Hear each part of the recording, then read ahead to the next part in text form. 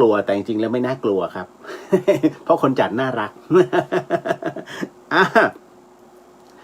ก็เป็นอีกหนึ่งค่ำคืนแหละวันนี้นะฮะหลังจากที่ได้บอกหลายๆท่านเอาไว้นะฮะว่าวันนี้ถ้าใครอยากจะทำบุญก็ทำบุญซะนะฮะก็ตั้งแต่เช้าก็มีหลายๆท่านเนาะนะครับที่ได้ ร่วมบุญอุทิศบุญส่วนกุศลให้กับผู้ที่ล่วงลับไปแล้วนะฮะก็ถือว่าเป็นอีกหนึ่งวันศาสตร์นะฮะถ้าประเพณีจีนก็วันนี้ก็ตรงกับไหว้พระจันทร์นะครับส่วนของเมืองเหนือประเพณีเมืองเหนือก็เปรตพลีนะครับ ก็อย่างที่เล่าให้ฟังนะฮะว่าเป็นช่วงหนึ่งนะฮะในสมัยถ้าเปรียบเสมือนเมื่อก่อนเนี่ยก็คือพระเจ้าพิมพิสารนะฮะทำบุญให้กับองค์พระสัมมาสัมพุทธเจ้าด้วยที่ดินมากมายแล้วกรวดน้ำนะฮะโดยการกรวดน้ำเนี่ยกรวดไม่ถูกต้องคือพระเจ้าพิมพิสารนั้นกรวดน้ำโดยที่ไม่เอ่ยถึงนะฮะผู้ที่จะให้เลย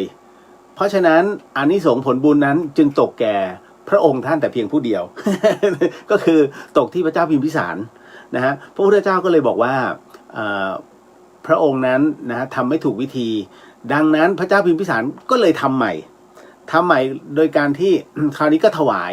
นะฮะถวายอะไรหลายๆอย่างนะครับก็เลี้ยงถึงก็เหมือนกับว่าเลี้ยงภัตตาหารพระพุทธองค์ด้วยหลังจากนั้นก็เป็นการกรวดน้ำนะฮะ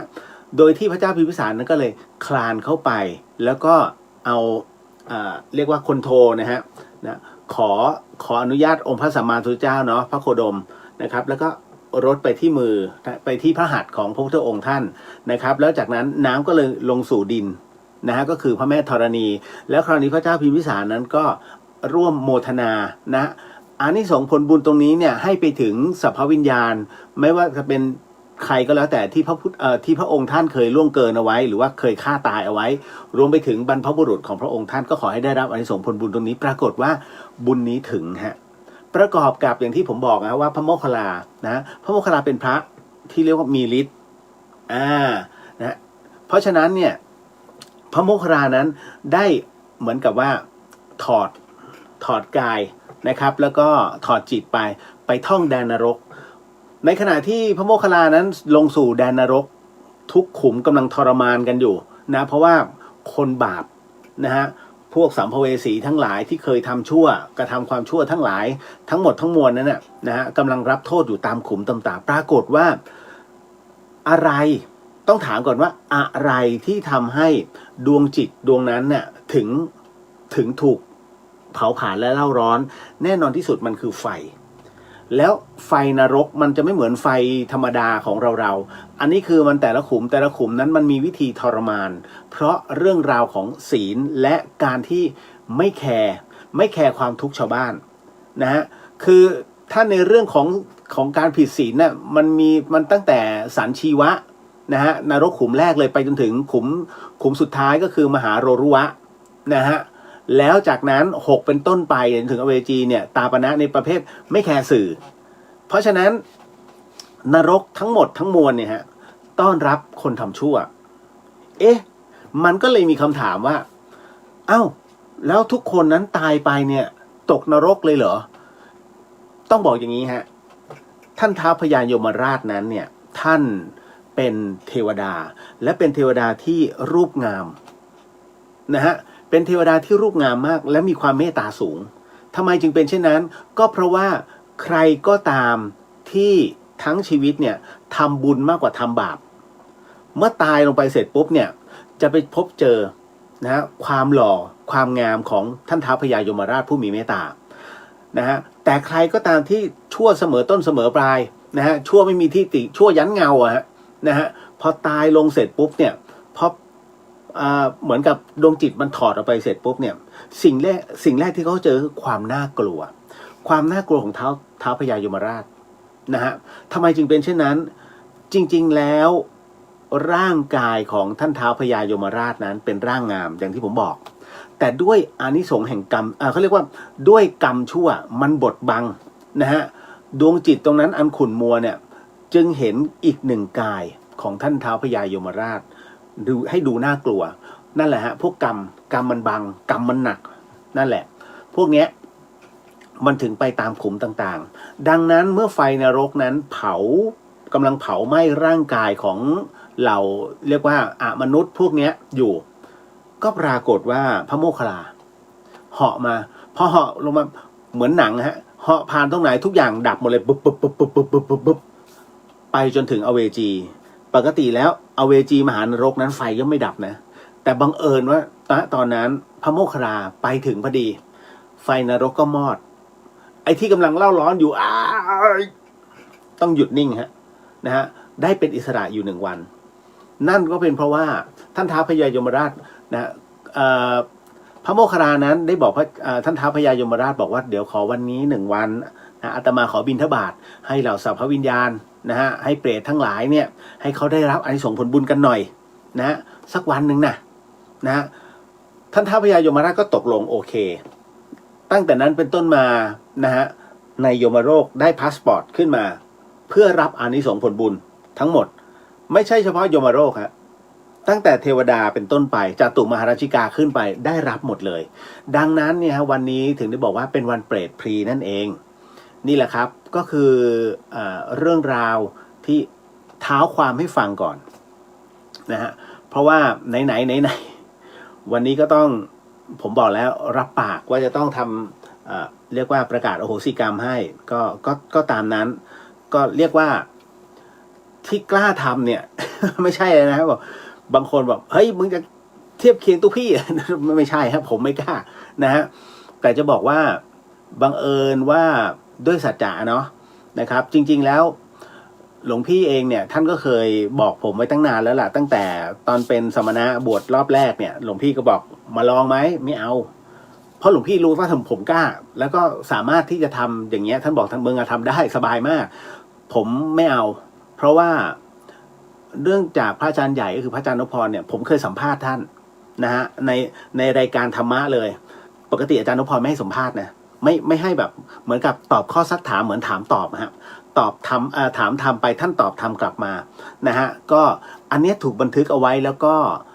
ออกอากาศช่องธรรมะของวัดดวงแขก็คือ DDTV นะเป็นธรรมะแบบเป็นแบบตอบสดเลยนะครับเพราะฉะนั้นเนี่ยผมจำได้ว่าพระอาจารย์นพพรพูดเอาไว้ว่าอย่าได้ทำเหมือนกับว่าอย่าได้ทำอะไรที่มันพร่ำเพรื่อนะฮะเพราะมันใช้กำลังเยอะมึงจะอายุสั้น ผมก็นะฮะเราก็เลยไม่กล้าที่จะรับปากหลวงพี่ก็เคยบอกตลอดผมก็จะปัดนะฮะผู้โชคดีคือตุนก นะเพราะว่าให้ตุนุกรับไปเต็มๆนะเพราะฉะนั้นหลายๆท่านก็จะเห็นพิธีโหสิกรรมนั้นตุนุกจะก็เป็นเวทีของท่านนะครับผมถามว่ากลัวไหมก็กลัวนะแต่ถามว่าและเรากลัวตายไหมเอาจริงนะมันก็ไม่กลัวนะเพราะว่าเรารู้แล้วว่าโอเคตอนที่มันตายเนี่ยความรู้สึกมันเป็นอย่างนี้ซึ่งความรู้สึกมันฝัง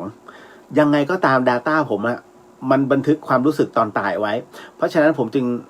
นิ่งๆนะในเรื่องของความตายนะอาจจะมีกลัวบ้างสมมติมีคนเอาปืนมาจ่อตรงหน้าผากเนี้ยถามว่ากลัวไหมไอ้กลัวตายไม่กลัวนะแต่มันเสียว คือมันแค่มันเสียว นะมันก็เลยเป็นอะไรที่เรารู้สึกว่าเฉยๆเพราะมันเคยรถไต่เหวอย่างเงี้ยหล่นไปล้อหนึ่งแล้วฮะนะเหวเลยนะเหวแบบลึกเลยคือถ้าหลุดก็พังอ่ะเพียงแต่มันเป็นโฟวินไงช่วงนั้นถนนมันลื่นแล้วเป็นดินหนังหมู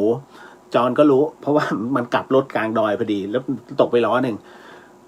ก็ไม่กลัวนะคือมันผวาคือมันเสียวอะแต่ว่าถ้ากลัวแต่ไม่กลัวน้องมันยังถามเลยกลัวตายไม่กลัว กูกลัวพิการวะ แค่นั้นแหละพอมันเราก็เลยรู้สึกว่าเรารับรู้แต่ไม่ขอทำดีกว่านะเพียงแต่ว่าอย่างวันนี้หลายท่านก็บอกอ้าวแล้วทำไมมาตัดสินใจทำเดี๋ยวก่อนฮะมันมีสตอรี่สืบเนื่องมาจากว่าวันนี้เมื่อเช้านะครับตูนุก็ได้ทำพิธีนะฮะหลายคนก็ดูสดไปแล้วนะครับในเรื่องของการทำพิธีนะเปรตพรีแล้วก็ทำบุญให้อาจารย์แม่ชีเพียงเดือนธนสารพิพิธนะครับรวมถึงหลวงพี่ภัสกรภูริวัฒโนนะฮะก็ทำครับ วันนี้ผมก็ไปช่วงเช้านิดนึงไปแบบงงๆอ่ะเพราะว่าผมจะเอาปัจจัยของพี่อะไรนะพี่ปนัดดานะฮะร่วมโมทนาไปด้วยเพราะแกฝากผมไว้นะฮะก็เลย เอาขึ้นไปพอดีนะฮะในช่วงนั้น แล้ววันนี้พอเมื่อคืนผมประกาศว่าเดี๋ยววันนี้จะทำจะประกาศอโหสิกรรมตอนเช้าเล่นเลย เล่นเลยนะฮะมาฉลองแล้ววันนี้เป็นอะไรที่ทั้งวันเลยนะมันจะมีอะไรคาดเคลื่อนทั้งวันนะฮะเริ่มจากรถชนก่อนแต่ไม่มีใครรู้นะฮะรถชนก่อนแล้วก็มาถึงหกล้มเพราะว่าแย่เจ้าไอ้มูมูแล้วลื่นจนรองเท้าแตะผมชอบใส่รองเท้าแตะขาดเลยไอ้จุกเท้าแตะขาดเลยนะเท้าเป็นห่อเลือดจนถึงตอนนี้ก็เป็นห่อเลือด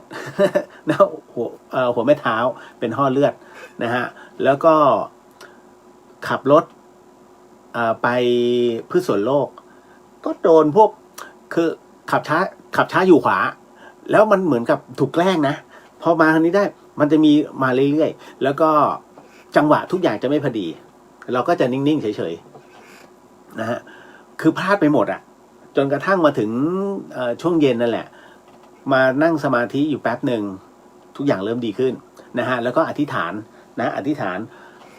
ถึงครูบาอาจารย์แต่ที่สำคัญก็คือว่าผมเนี่ยถามว่ากังวลไหมกังวลนะฮะไม่ใช่ไม่กังวลแต่ในขณะเดียวกันผมสลัดความกังวลนั้นทิ้งไปโดยที่ผมปรึกษาครูบาอาจารย์คืนนี้ผมก็บอกว่าพระอาจารย์ก็ยังอยู่ในนี้พระอาจารย์ถ้าผมจริงๆผมถามท่านเมื่อคืนถ้าวันนี้ผมจะทำพิธีประกาศขออโหสิกรรมเนี่ยจะมีเอฟเฟกต์ไหมซึ่งเรารู้คำตอบอยู่แล้วท่านก็บอกมาคำเดียวว่ามี ผมก็บอกผมอาราธนาขอพระพุทธองค์ขอหลวงแม่ขอตู้พี่นะฮะช่วยคุ้มครองแล้วผมก็เลยบอกว่าขอพระอาจารย์ช่วยรับรองเมตตาคุ้มครองผมด้วยนะ เพราะต้องอาศัยพระเหลืองหลายครั้งหลายคราวที่ผมทำนอกเหนือความเป็นเขาเรียกว่าเป็นกิจของสงฆ์เนาะหรือว่าการแสดงความเป็นผู้วิเศษเนี่ยไม่ใช่อยู่ๆอยากทำก็ทำนะไม่ใช่มาทำโชว์กันผมต้องมีผู้รับรองหลายๆครั้งที่ต้องมีหลวงพี่ภาสกรเนี่ยรับรองให้ผมต้องใช้ผ้าเหลืองในการรับรองเพราะว่าศีลผมมันแค่5ศีลพระ227มันต่างกันฟ้ากับเหวนะครับดังนั้นเนี่ยคืนนี้ผมมีครูบาอาจารย์หนุนหลังสบาย เต็มที่นะครับก็เลยบอกไว้ก่อนดังนั้นเนี่ยวันนี้นะฮะ ท่านใดที่เดี๋ยวผมให้เวลาอีก15 นาทีนะครับแล้วเดี๋ยวเริ่มกันนะครับเพราะว่าหลายๆท่านอาจจะเคยได้ยินแล้วนะครับแต่นานมากแล้วที่ผมจะอ่านอโหสิกรรมนะครับแต่บางคนงั้นไม่เคยได้ยินเลยแล้วจะบอกว่าฮะนี่เหรอของพระภาสกรและเดี๋ยวเฉลยให้ตอนหลัง นะครับ ก็ตัวนุกก็ไม่เคยบอกเลยฮะอันเนี้ยบทหลังเนี่ยเป็นบทของหลวงพี่ทั้งหมดนะฮะอันนี้บอกไว้ก่อนแต่บทต้นๆเป็นของครูบาอาจารย์เพราะฉะนั้นวันนี้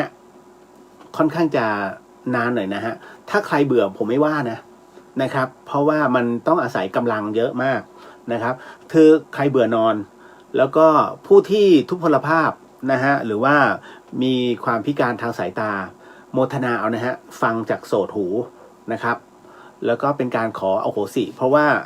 ผู้ที่เรียกว่า อาการท่านเนี่ยที่ไม่ครบส่วนหนึ่งเป็นเพราะบุพกรรมดังนั้นเราขออโหสิในตัวกรรมนะตรงนี้นะฮะไม่ว่าจะเป็นชาตินี้หรือชาติที่แล้วนะครับหรือชาติไหนๆประกาศขออโหสิไปนะฮะเพราะอย่างน้อยวันนี้ผมอาศัยว่าเป็นเพน15 ค่ำนะครับก็ถือกำลังของพระโมคคัลลานิดหนึ่งแล้วกันนะฮะเพราะอย่างน้อยก็เป็นพระอสีตินะฮะพระโมคคัลลาพระอสีติมหาสาวกนะผู้ทรงทางด้านฤทธิ์ก็เลยนิดหนึ่ง นะ เอาละฮะเดี๋ยวสักประมาณ5 ทุ่มครึ่งนะเดี๋ยวค่อยเริ่มกันนะเพราะว่าต้องพูดคุยไปก่อนบางทีหลายๆท่านอาจจะไม่เข้าใจว่ามันคืออะไรนะคือพิธี พิธีอโหสิกรรมเนี่ยจริงๆแล้ว1 ปีทำได้แค่3 วันนะก็คือมาฆบูชา วิสาขบูชา อาสาฬหบูชานะครับแต่จริงมันมีอัฐมีบูชาอีกวันหนึ่งก็คือวันที่เก็บกระดูกพุทธเจ้านะฮะแล้วล่าสุดผมบอกว่าก็คือถามไปปรากฏว่ามึงอย่าเข้าใจผิดมันมีอีกวันหนึ่ง ผมว่าฮะวันไหนท่านวันออกพรรษาอ๋อขึ้นเดือน11นะฮะขึ้น15 ค่ำเดือน11นั่นคือออกพรรษาจะไปตรงกับ21เดือนหน้าตุลาจริงๆทำได้อีกวันหนึ่งทั้งหมดก็จะเป็น5 วันปกติ3ใช่ไหมผมเพิ่งมารู้อัฐมีเนี่ยมันยากอยู่แล้วเพราะว่าอัฐมีบูชาน่ะมันจะไม่ขึ้นกับ15 ค่ำนะฮะมันจะเป็นแรมนะครับดังนั้นเนี่ยเขาจึงไม่นิยมแต่ว่าวันที่นิยมอีกอันนึงก็คือออกพรรษาผมก็เพิ่งทราบอันนี้โหสิ จริงเพิ่งทราบจริงตลอด10 กว่าปีที่ผ่านมาผมเพิ่งทราบก็โดนท้วงมานะครับก็ถือว่าตามเหตุปัจจัยอ่ะนะฮะเพราะวันนี้ถ้าครูบาอาจารย์ไม่รับปากผมคงไม่ทำนะ เอาจริงเพราะว่ามันมีรางมาตั้งแต่ตอนเช้าแล้วตั้งแต่รถชนแล้ว ผมก็ขับไปชน ไม่มีอะไรคือถอยชนนั่นแหละเคยไหมฮะจอดอยู่แล้วมอเตอร์ไซค์อ่ะอยู่ๆมาเสียบฟึ้มโดยที่คุณคำนวณไว้แล้วว่าอ๋อมันไม่มีอะไรจ้ะ ประมาณนั้นแหละนะฮะก็ไม่เป็นไรก็ผมก็ลงไปดูนะฮะคือมันไม่ได้ชนมากนะฮะแต่สีผมก็ถลอกแล้วไม่เป็นไรหรอกรถก็คือรถนะฮะขอให้คนปลอดภัยเป็นจบแล้วพอแล้วนะฮะ ผมต้องบอกก่อนว่าวันนี้นะครับถามว่ามีเรื่องหลอนไหมอย่าถามเลยว่าหลอนไม่หลอนเอาความเป็นมงคลเข้าหาตัวบ้างเพราะว่าถ้าจะเอาหลอนอย่างเดียวนะวันนี้ผมบอกว่าไม่น่าจะมีนะฮะก็เดี๋ยวว่ากันนะฮะแต่ในขณะเดียวกันวันนี้หลายคนไม่ชอบอาจจะดูน่าเบื่อปิดก่อนก็ได้ครับแต่ถ้าคิดว่าเฮ้ยฟังไปเดี๋ยวอย่างน้อยก็เป็นบุญวะนะฮะเขาเรียกเสริมบุญทางนี้มันเป็นอีกหนึ่งอย่างนะฮะคุณทำบุญได้โดยการฟังเท่านั้นเลยฮะหนึ่งในบุญกิริยาวัตถุคราวนี้ผมเล่าที่มาที่ไปก่อนนะครับว่าพิธีโอสิกรรมเนี่ยจริงๆแล้วผมไม่รู้หรอกว่านี่คือพิธีที่สำคัญจนกระทั่งวันหนึ่งผมจำได้ว่าวันที่2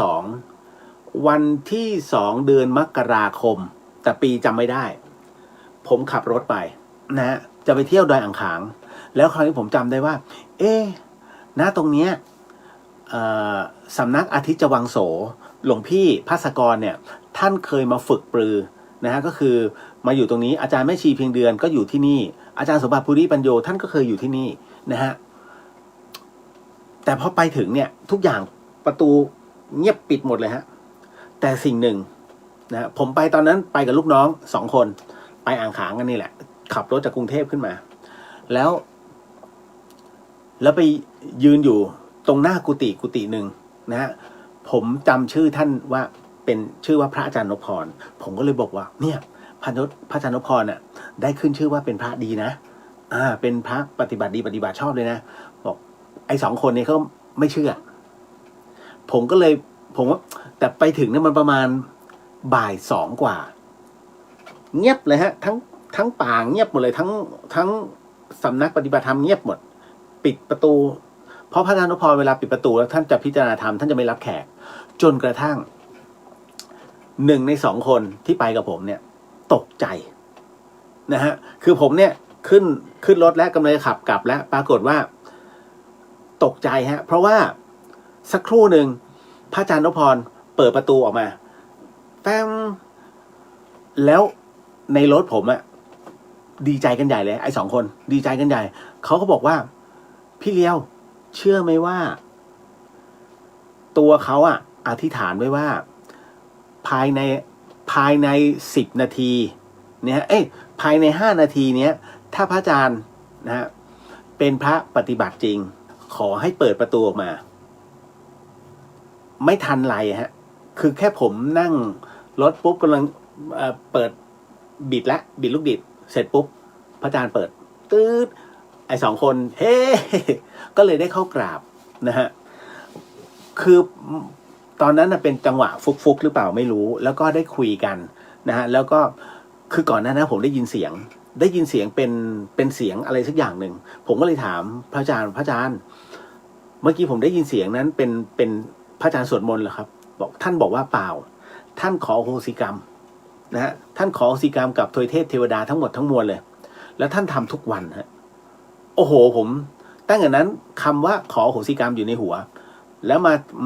มากราบตัวพี่ที่เชียงใหม่คราวนี้ก็ได้ยินตัวพี่พูดถึงตั้งแต่นั้นเป็นต้นมาเริ่มที่จะทำความเข้าใจแล้วว่ามันคืออะไรหลวงพี่ท่านก็เอาบทอโหสิกรรมของพระอาจารย์นพพรเนี่ยมาพอมาเสร็จปุ๊บหลวงพี่ท่านสายปัญญาหลวงแม่ก็จะมอบบอกว่าท่านภัสกรก็ลองปรับดูนะให้มันครอบคลุมหลวงพี่ท่านก็เลยปรับปรุงใหม่พอปรับปรุงเสร็จปุ๊บก็เลยให้อาจารย์แม่ชีตรวจให้พระอาจารย์กบตรวจนะฮะทั้งหมดทั้งมวลเสร็จปุ๊บเนี่ยเป็นอันจบสิ้นก็ถือว่าบทอโหสิกรรมที่ใช้กันทั่วประเทศนะตอนนี้ฮะเป็นบทของตัวพี่ภัสกรทั้งหมดเลยนะที่ท่านพิจารณาอีกรอบหนึ่งนะฮะนั่นคือที่มาที่ไปถามว่าได้ผลมากน้อยแค่ไหนก็ถือว่าได้ผลนะฮะหลายๆท่านเอาไปใช้แล้วก็มันมีเอฟเฟกต์ในทางที่ดีเกิดขึ้นกับชีวิตมากนะฮะตั้งแต่นั้นเป็นต้นมาเนี่ยนะครับทุกคนก็จะเรียกร้องให้หลวงพี่ท่านทำพิธีอโหสิกรรมหลวงพี่ท่านก็เมตตาทำให้แต่พระอาจารย์นพพรน่ะซึ่งเป็นผู้ที่เริ่มตรงนี้ขึ้นมาท่านบอกว่าอย่าทำพร่ำเพรื่อนะฮะนั่นแหละเรื่องของเรื่องผมถึงได้บอกว่าไม่ใช่อยากจะทำก็ทำนะนึกอยากจะทำก็ทำไม่ผมจะไม่ดื้อนะเพราะฉะนั้นที่ทำเพราะวันนี้คือ15 ค่ำพระใหญ่ไงเลยทำได้นะฮะแล้วก็เมื่อเย็นก็ขอกำลังพุทธองค์ไปแล้วก็พระอาจารย์ก็ช่วยอันหนึ่งเมื่อกี้ก็อัดสมาธิไปนะฮะคำลบหนึ่ง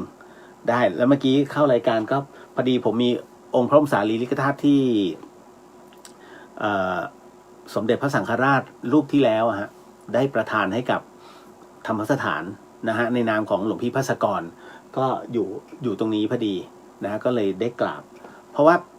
ผมจะอัญเชิญพระสารีริกธาตุเนี่ยออกไปทุกๆวันสำคัญที่มีพิธีอโหสิกรรมซึ่งตุ้นุกจะทำผมก็จะยืนถ่ายรูปนะทำไลฟ์สดตรงนั้นจะไม่ค่อยเห็นผมอยู่ในเฟรมนะครับก็เลยเป็นเบื้องหลัง เป็นเบื้องหลังนะ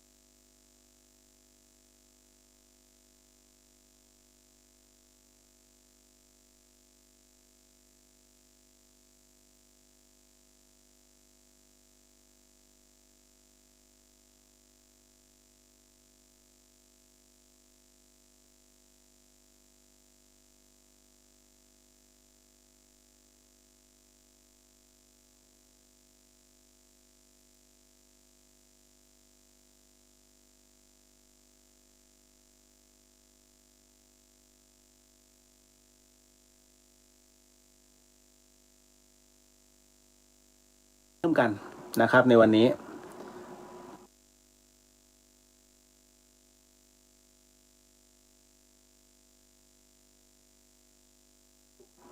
คุณสาวินีสวัสดีค่ะสวัสดีครับผมคุณปริญญาสวัสดีครับพี่เดียวสวัสดีฮะคุณจันยาสวัสดีครับคุณเลียวสวัสดีครับพี่มาลีสวัสดีค่ะคุณเลียวสวัสดีทุกท่านค่ะวันนี้มาเยอะนะฮะ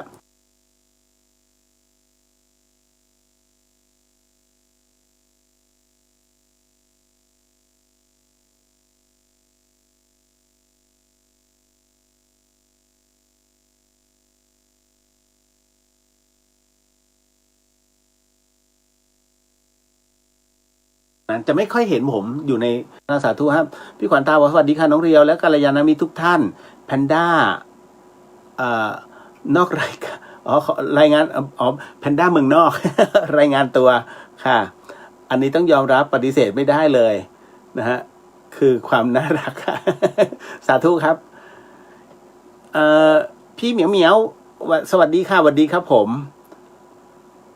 วันสวัสดีครับพี่เลียววันนี้ไปธรรมสถานไม่เจอพี่อ่ะโอ้ยพี่ไปตอนเช้าสั่งอาหารร้านครัวป้าอ้อยมาตาม มาทานขันข้าวด้วยวันนี้โอ้โหตามรีวิวพี่เลียวแหมเสียดายนี่ถ้าอินบ็อกซ์มานิดนึงนะ ไม่อยู่พี่ไปพืชสวนโลกนะฮะมาถึงคุณจินชาสวัสดีครับคุณเรียววันนี้ยุ่งมากใช่ไหมคะก็พอสมควรฮะไม่เป็นไรวันนี้กำลังเต็มที่ กำลังเต็มที่เพื่ออันเนี้ยโดยเฉพาะยาวนะผมพูดเลยวันนี้ยาวนะฮะเป็นก็น่าจะครึ่งชั่วโมงอ่ะจริงๆครึ่งชั่วโมงอัพอ่ะนะฮะเพราะว่ามันเป็นบทเต็มไงฮะทำดีสวัสดีพี่เลียวสวัสดีครับนะฮะคุณเมทสิทธิ์สวัสดีครับพี่เลียวสวัสดีครับผมแบงค์บอกว่าพี่ครับถ้าเราถวายองค์พระพุทธรูปหน้าตัก9 นิ้วขึ้นไปจะได้ผลบุญแบบไหนบ้างครับบุญเยอะสินะฮะเพราะว่ารูปตักเท่าคนนะฮะก็ถือว่าใช้ได้นะเท่าคนนี่คือเด็กขึ้นไปเพราะฉะนั้นเนี่ยใช้ได้เลยทีเดียวโมทนาสาธุถ้าจะทำนะฮะโมทนาสาธุเลยแต่ถ้าไม่ทำก็ถือว่าโมทนาสาธุเพราะว่าเป็นความคิดริเริ่มนะฮะป้าแก้วสวัสดีค่ะคุณเดียวสวัสดีครับป้าวันนี้เมืองการดังเลยนะป้านะ คุณจินชาจริงๆเราคุณเลียวเป็นสมณะก่อนก็ได้นะคะเอาที่ปลอดภัยกับคุณเลียวที่สุดนะคะไม่เป็นไรฮะพอดี พระอาจารย์ท่านช่วยอยู่นะบอกกันแล้วยังไงก็ท่านก็เป็นวิปัสสนาจารย์ให้พระอาจารย์มหาอำนวยมหาบุญโยฮะ นะฮะคุณประจักษ์สวัสดีครับครูพี่เรียวไม่ได้ทักทายพี่แต่ดูทุกช็อตสาธุครับนะฮะคุณมิชัยสวัสดีครับพี่เรียวสวัสดีฮะคุณโยกสวัสดีครับพี่เรียวสวัสดีฮะคุณใกล้ลุงสวัสดีครับคุณเรียวสวัสดีครับนะฮะคุณคุณน็อตสวัสดีครับพี่เลียวต้อมตังเกสวัสดีครับพี่เลียวมารายงานตัวแล้วครับเอาละเดี๋ยวเริ่มแล้วคุณพิมพ์สวัสดีค่ะทุกท่านนะฮะป้าหมูรออยู่ค่ะพี่บุญรมบอกว่าสวัสดีค่ะสวัสดีฮะหญิงพัดสวัสดีเจ้าอ้ายสวัสดีค่ะนะฮะว่าไงจ้าหน่วยอุ่น ข้าเจ้าศิลป์สวัสดีครับสวัสดีฮะอันนี้กุ๊บกิ๊บสวัสดีครับพี่เลียวอนุโมทนาบุญด้วยนะคะพี่เลียวสวัสดีฮะคุณนัทธินีสวัสดีค่ะสวัสดีครับผมไปอย่างเร็วครับเพราะเดี๋ยวต้องเข้าอีกนิดนึงครับคุณมุนาขอบคุณค่ะเดี๋ยวนะแป๊บหนึ่งมาถึงนิดหนึ่งนะฮะคุณมุนามากับฝนอีกแล้วมากครับฝนตกหนักมากเชียงใหม่นะฮะคุณปฐมพรบอกว่าสวัสดีค่ะสวัสดีครับผมลิลลี่สวัสดีค่ะพี่เลี้ยวสวัสดีครับสาธุสวัสดีค่ะพี่สุวรรณยาสวัสดีค่ะนะคุณแสนสุขสวัสดีค่ะสวัสดีฮะนะฮะคุณแมมสวัสดีค่ะคุณเลี้ยวสวัสดีฮะนะครับแล้วก็มาเป็นคุณชยาสวัสดีค่ะคุณสจีสวัสดีค่ะคุณเลี้ยวคุณยักษ์สโนสวัสดีคุณเลี้ยวนะฮะคุณนพสวัสดีค่ะคุณเรียวคุณสุชัชชาได้เวลาแล้วฮะสวัสดีค่ะดึกจังค่ะนี่แหละคุณปามรายงานตัวคุณเลียวคะใช้ดินสอพองน้ำมะนาวดูดห่อเลือดได้ค่ะผมกะว่าเดี๋ยวสักครู่หนึ่งจะบ่งมาให้เลือดมันออก รอประกาศพร้อมพี่เลียวค่ะสาธุคุณปฐมคุณปฐมพรนะฮะคุณพจนาสวัสดีค่ะมาแล้วรอทำพิธีด้วยค่ะคุณชายชาญสวัสดีครับพี่เลียวขอให้พระคุ้มครองครับฮะพระคุ้มครองอยู่ครับ คุณนกสวัสดีค่ะคุณเลียวสวัสดีครับนะคุณมุนาฝนตกแรงมากจะได้ยินเสียงคุณเลียวไหมคะเนี่ยผมทำในห้องตอนแรกว่าจะไปทำที่ลานโพแล้วก็เปียกกวาดอะไรเรียบร้อยมาเลยฮะฟึ่มหายห่วงงั้นผมก็เลยลาพุทธเจ้าขอทำข้างในครับพระพุทธองค์ นะฮะเพิ่งออกจากดูพระจันทร์ทรงกรดค่ะสว่างทั่วฟ้าใช่ครับวันนี้ฮะโมทนาสาธุเดี๋ยวขออนุญาตนะฮะขอเริ่มเลยแล้วกัน เพราะว่ามันเป็นค่อนข้างจะ จัดตัวเองให้เรียบร้อยเนอะนะครับ ท่านใดที่ อาจจะ อาจจะไม่สะดวกในการว่าตามก็ให้เป็นการกำหนดจิตท่านใดที่เป็นผู้ป่วยติดเตียงนะครับก็ขอให้โมทนาจิตตามนะฮะไม่จำเป็นนะฮะถ้าสมมุติว่าลำบากในเรื่องของการว่าตามไม่เป็นไรจิตผ่องใสทุกอย่างก็ปลอดโปร่งนะครับ เดี๋ยวจะเป็นการชุมนุมเทวดาก่อนเนาะนะครับแล้วก็ขอให้ทุกคนนั้นได้กำหนดในใจนะฮะใครก็ตามที่เคยเป็นพี่เป็นน้องเป็นผู้ที่มีพระคุณแล้วก็เป็นเจ้ากรรมนายเวรของเราบัดนี้เรามีจิตที่เป็นมหากุศลที่จะประกาศให้อโหสิกรรมเพื่อเป็นธรรมทายทานนะครับจึงก็ขอเชิญให้ท่านทั้งหลายเหล่านี้มาร่วมเป็นสักขีพยานแล้วก็มาร่วมโมทนาแล้วหากท่านที่มีจิตเป็นมหากุศลในการร่วมให้อโหสิกรรมเนี่ยนะฮะก็ขอให้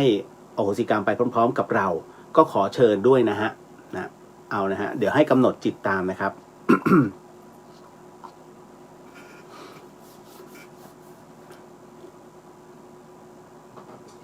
สมันตาจักวาเรสุอัตราคาชันตุเทวตาสัทธรรมังมุนิราชาสาสุนันตุสาขโมคารังสักเคกาเมจารุเปคิริสิขารตเตจันตาริเควิมาเนทิเประเทจะคาเมตารุวนาคาเนเคหาวัตุมหิเคเตอุมมาจายันตุเทวาชาลธาลวิสเมยาคาคันทพนาคาติทันตาสันติเกยังมุนิวรวจนังสาทโวเมสุนันตุธรรมสวนาการโรอายัมพัทันตาธรรมสวนาการโรอายัมพัทันตาธรรมสวนาการโรอายัมพัทันตาโมทนาสาธุโมทนาสาธุโมทนาสาธุขอพระบรมพุทธานุญาตขอพระองค์ทรงประทานพระวโรกาสให้ข้าพระพุทธเจ้าและคณะพร้อมด้วยพรหมเทพเทวดาทั้งหลายสรรพสัตว์สรรพวิญญาณสรรพเจ้ากรรมนายเวรทั้งหลายได้ทำพิธีขออโหสิกรรมว่านะโมนะฮะ นะโมตัสสะภะคะวะโตอะระหะโตสัมมาสัมพุทธัสสะนะโมตัสสะภะคะวะโตอะระหะโตสัมมาสัมพุทธัสสะนะโมตัสสะภะคะวะโตอะระหะโตสัมมาสัมพุทธัสสะค่อยๆว่าตามนะครับสัมมาสัมพุทโธปมาเทนะทวารัตเยนกตังสัพพังอปราทังขมตุโนพันเตสวาขาโตภควตาธัมโมปมาเทนะทวารัตเยนกตังสัพพังอปราทังขมตุโนพันเตสุปฏิปันโนภควโตสวากสาวกสังโฆปมาเทนะทวารัตเยนกตังสัพพังอปราทังขมตุโนพันเตรัตนตเยปมาเทนะทวารัตเยนกตังสัพพังอปราทังขมตุโนพันเตสังโฆอริยสังโฆปมาเทนะทวารัตเยนกตังสัพพังอปราทังขมตุโนพันเตเถเรมหาเถเรปมาเทนะทวารัตเยนกตังสัพพังอปราทังขมตุโนพันเตทานบารมีทานอุปบารมีทานปรมัตถบารมีศีลบารมีศีลอุปบารมีศีลปรมัตถบารมี เนคขัมมะบารมี เนคขัมมะอุปบารมี เนคขัมมะปรมัตถบารมี ปัญญาบารมี ปัญญาอุปบารมี ปัญญาปรมัตถบารมี วิริยะบารมี วิริยะอุปบารมี วิริยะปรมัตถบารมี ขันติบารมี ขันติอุปบารมี ขันติปรมัตถบารมี สัจจะบารมี สัจจะอุปบารมี สัจจะปรมัตถบารมี อธิษฐานบารมี อธิษฐานอุปบารมี อธิษฐานปรมัตถบารมี เมตตาบารมี เมตตาอุปบารมี เมตตาปรมัตถบารมี อุเบกขาบารมี อุเบกขาอุปบารมี อุเบกขาปรมัตถบารมี ญาณสัมปันโนปมาเทนะ ทวารตเยนกตัง สัพพังอปราทังขมตุโนพันเต ญาณวิมุตติบารมี ญาณวิมุตติอุปบารมี ญาณวิมุตติปรมัตถบารมี ญาณสัมปันโนปมาเทนะ ทวารตเยนกตัง สัพพังอปราทังขมตุโนพันเต มรรคผลนิพพานบารมี มรรคผลนิพพานอุปบารมี มรรคผลนิพพานวิมุตติบารมี ญาณสัมปันโนปมาเทนะ ทวารตเยนกตัง สัพพังอปราทังขมตุโนพันเต คุรุอาจาริเยปมาเทนะ ทวารตเยนกตัง สัพพังอปราทังขมตุโนพันเต มาตาปิตเรปมาเทนะ ทวารตเยนกตัง สัพพังอปราทังขมตุโนพันเต โมทนาสาธุ โมทนาสาธุ โมทนาสาธุ อันนี้เดินจิตตามนะครับ ขออัญเชิญพรหมเทพเทวดาสรรพสัตว์สรรพเจ้ากรรมนายเวรทั้งหลายของท่านทั้งหลายที่อยู่ณที่นี้จงมาณที่นี้ทั้งหมด ขอพระภูมิเจ้าที่ที่ดูแลณที่นี้หรือที่พักอาศัยของทุกท่าน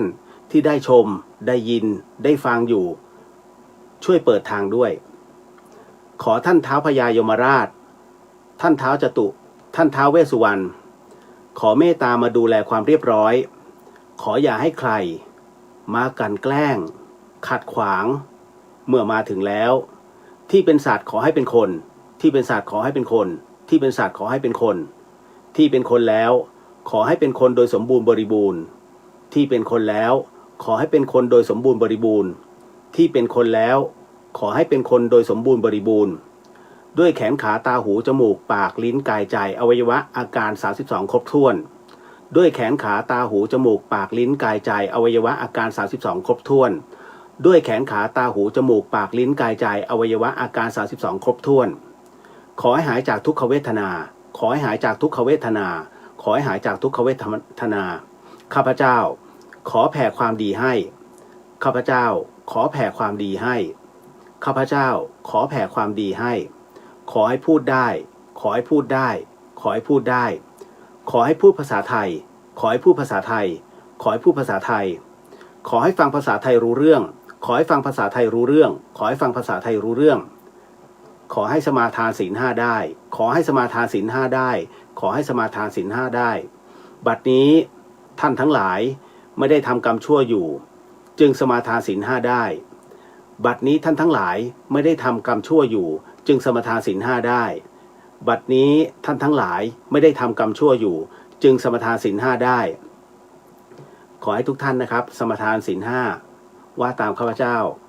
ขอทุกท่านร่วมน้อมจิตน้อมใจเพื่อให้เราสรรพสัตว์สรรพวิญญาณสรรพเจ้ากรรมนายเวรทั้งหลายนั้นได้มาสมาทานศีลไปพร้อมๆกับพวกเราขอพวกเราว่าพร้อมๆกันน้อมจิตน้อมใจไปพร้อมกันนะครับพุทโธธัมโมสังโฆศีลข้อ1ไม่ฆ่าสัตว์ศีลข้อ2ไม่ลักทรัพย์ศีลข้อ3ไม่ประพฤติผิดในกาม ศีลข้อ4ไม่พูดเท็จศีลข้อ5ไม่ดื่มสุราและของมึนเมาบัดนี้ข้าพเจ้าตั้งใจรักษาศีลแล้วบัดนี้ข้าพเจ้าคือผู้มีศีลข้าพเจ้าผู้มีศีลละอายต่อการทำความชั่วกลัวต่อผลของบาปกรรมข้าพเจ้าผู้มีศีลมีหิริโอตตัปปะมีกายเป็นมนุษย์มีใจเป็นเทวดาเป็นมนุสสะเทโวเข้าถึงความเป็นสหายกับเหล่าเทวดาทั้งหลายณบัดนี้ข้าพเจ้าทั้งหลายจะได้ประกาศให้อโหสิกรรมเป็นอภัยทานเป็นสัจจะวาจาขอทุกท่านนะครับได้แสดงความนอบน้อมต่อองค์พระสัมมาสัมพุทธเจ้าด้วยการกล่าวนะโมพร้อมๆกัน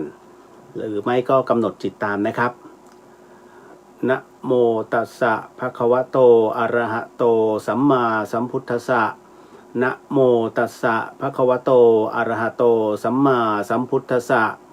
นะโมตัสสะภะคะวะโตอะระหะโตสัมมาสัมพุทธัสสะต่อไปนี้ก็ขอให้ทุกท่านว่าตามหรือว่ากำหนดจิตตามนะครับตามเหตุปัจจัยที่ถนัดและสมควร ข้าพระพุทธเจ้าทั้งหลายขออาราธนาพระสัมมาสัมพุทธเจ้าพระธรรมเจ้าพระอริยสังฆเจ้าพระปัจเจกพุทธเจ้าพระอสีติมหาสาวกเจ้าพระอรหันตสาวกเจ้าทุกๆพระองค์ท่านท้าวพระยายมราชท่านท้าวจตุโลกบาลพระสยามเทวาธิราชและคณะทุกๆพระองค์ขอจงโปรดเมตตากรุณาเสด็จมาเป็นสักขีพยานและร่วมโมทนาในการให้อโหสิกรรมแก่กันและกันและแก่ผู้ที่เคยล่วงเกินต่อข้าพระพุทธเจ้ามาแล้วทั้งหลายทั้งปวงในทุกกับทุกกันทุกอสงไขยจนถึงปัจจุบันชาติข้าพระพุทธเจ้าทั้งหลายขอประกาศให้อโหสิกรรมแก่ตัวข้าพเจ้าเองตลอดจนถึงพ่อแม่พี่น้องปู่ย่าตายายลุงป้าน้าอาบุตรธิดาภรรยาสามีลูกหลานเหลนทั้งหลายญาติมิตรสหายทั้งหลายหมู่คณะผู้ร่วมงานทั้งหลายเจ้านายลูกน้องทั้งหลายคู่แข่งคู่ค้าคู่รักคู่แค้นคู่บุญคู่กรรมทั้งหลายครูบาอาจารย์ทั้งหลายอุปชาอาจารย์ทั้งหลายตลอดจนเทพเทวดามนุษย์สรรพสัตว์สรรพวิญญาณสรรพเจ้ากรรมนายเวรทั้งหลายทุกท่านทุกพระองค์ที่เคยเข็นฆ่าทำร้ายรังแกปล้นจี้ลักขโมยเบียดบังยักยอกข่มขืนผิดประเวณีโกหกหลอกลวงต้มตุ๋นคดโกงตระบัดสัตว์หักหลังทรยศอกตัญญูเสียดสีด่าว่าบังคับขืนใจให้กินเหล้าเมายาทั้งแก่ตัวข้าพเจ้าเองหรือแม้ในบุคคลและสิ่งที่ข้าพเจ้ารักหวงแหนไม่ว่าชาตินี้ภพนี้หรือในภพชาติใดๆก็ตามในทุกกับทุกกันทุกอสงไขยเจตนาหรือไม่เจตนาต่อหน้ารับหลังรู้ไม่รู้อันเป็นเหตุให้ข้าพเจ้าทั้งหลายทุกกายก็ดีทุกใจก็ดีข้าพเจ้าขออโหสิกรรมและให้อโหสิกรรมแก่ท่านทั้งหลายทั้งปวงจนหมดสิ้นตั้งแต่บัดนี้ตราบเท่าเข้าสู่พระนิพพานการอาฆาตพยาบาทสาปแช่งจองเวรจองกรรมใดๆที่ข้าพเจ้าได้เคยประกาศไว้หรือผูกใจเก็บไว้ในชาตินี้ภพนี้หรือในภพชาติใดๆก็ตามข้าพเจ้าขอให้อโหสิยกเลิกให้เป็นโมฆะทั้งสิ้นเพื่อให้หมดเวรสิ้นกรรมต่อกันและกันนับแต่บัดนี้ตราบจนถึงพระนิพพาน ขอให้เราท่านทั้งหลายที่อยู่พร้อมหน้ากันในที่นี้ตลอดจนพ่อซื้อแม่ซื้อพ่อเกิดแม่เกิดพรหมเทพเทวดาที่ปกปักรักษาข้าพเจ้าทั้งหลายจงทราบว่าบัดนี้ข้าพเจ้าทั้งหลายได้ให้อโหสิกรรมแก่กันและกันแล้วและจะไม่เอาการกระทำทั้งหลายทั้งปวงในอดีตมาเป็นเหตุทำร้ายทำลายหรือเบียดบังซึ่งกันและกันอีกต่อไปข้าพระพุทธเจ้าทั้งหลายขอโมทนาความดีกับสมเด็จพระสัมมาสัมพุทธเจ้าพระธรรมเจ้าพระอริยสังฆเจ้าพระปัจเจกพุทธเจ้าพระอสีติมหาสาวกเจ้าพระอรหันตสาวกเจ้าทุกๆพระองค์ท่านท้าวพญายมราชท่านท้าวจตุโลกบาลและพระสยามเทวาธิราชและคณะทุกๆพระองค์ที่โปรดเมตตากรุณาเสด็จมาเป็นสักขีพยานในการให้อโหสิกรรมของข้าพระพุทธเจ้าทั้งหลายโมทนาสาธุโมทนาสาธุโมทนาสาธุด้วยอานิสงส์แห่งการให้อโหสิกรรมนี้ขอให้เจ้ากรรมนายเวรทั้งหลายทั้งปวงของข้าพเจ้าจงกรุณาให้อโหสิกรรมแก่ข้าพระพุทธเจ้าโดยง่ายเทินโมทนาสาธุโมทนาสาธุโมทนาสาธุขอให้กรรมทั้งหลายทั้งปวงจงเป็นอโหสิขอให้กรรมทั้งหลายทั้งปวงจงเป็นอโหสิขอให้กรรมทั้งหลายทั้งปวงจงเป็นอโหสิขอให้วิบากกรรมชั่วและโรคภัยทั้งหลายทั้งปวงจงยุติการส่งผลขอให้วิบากกรรมชั่วและโรคภัยทั้งหลายทั้งปวงจงยุติการส่งผลขอให้วิบากกรรมชั่ว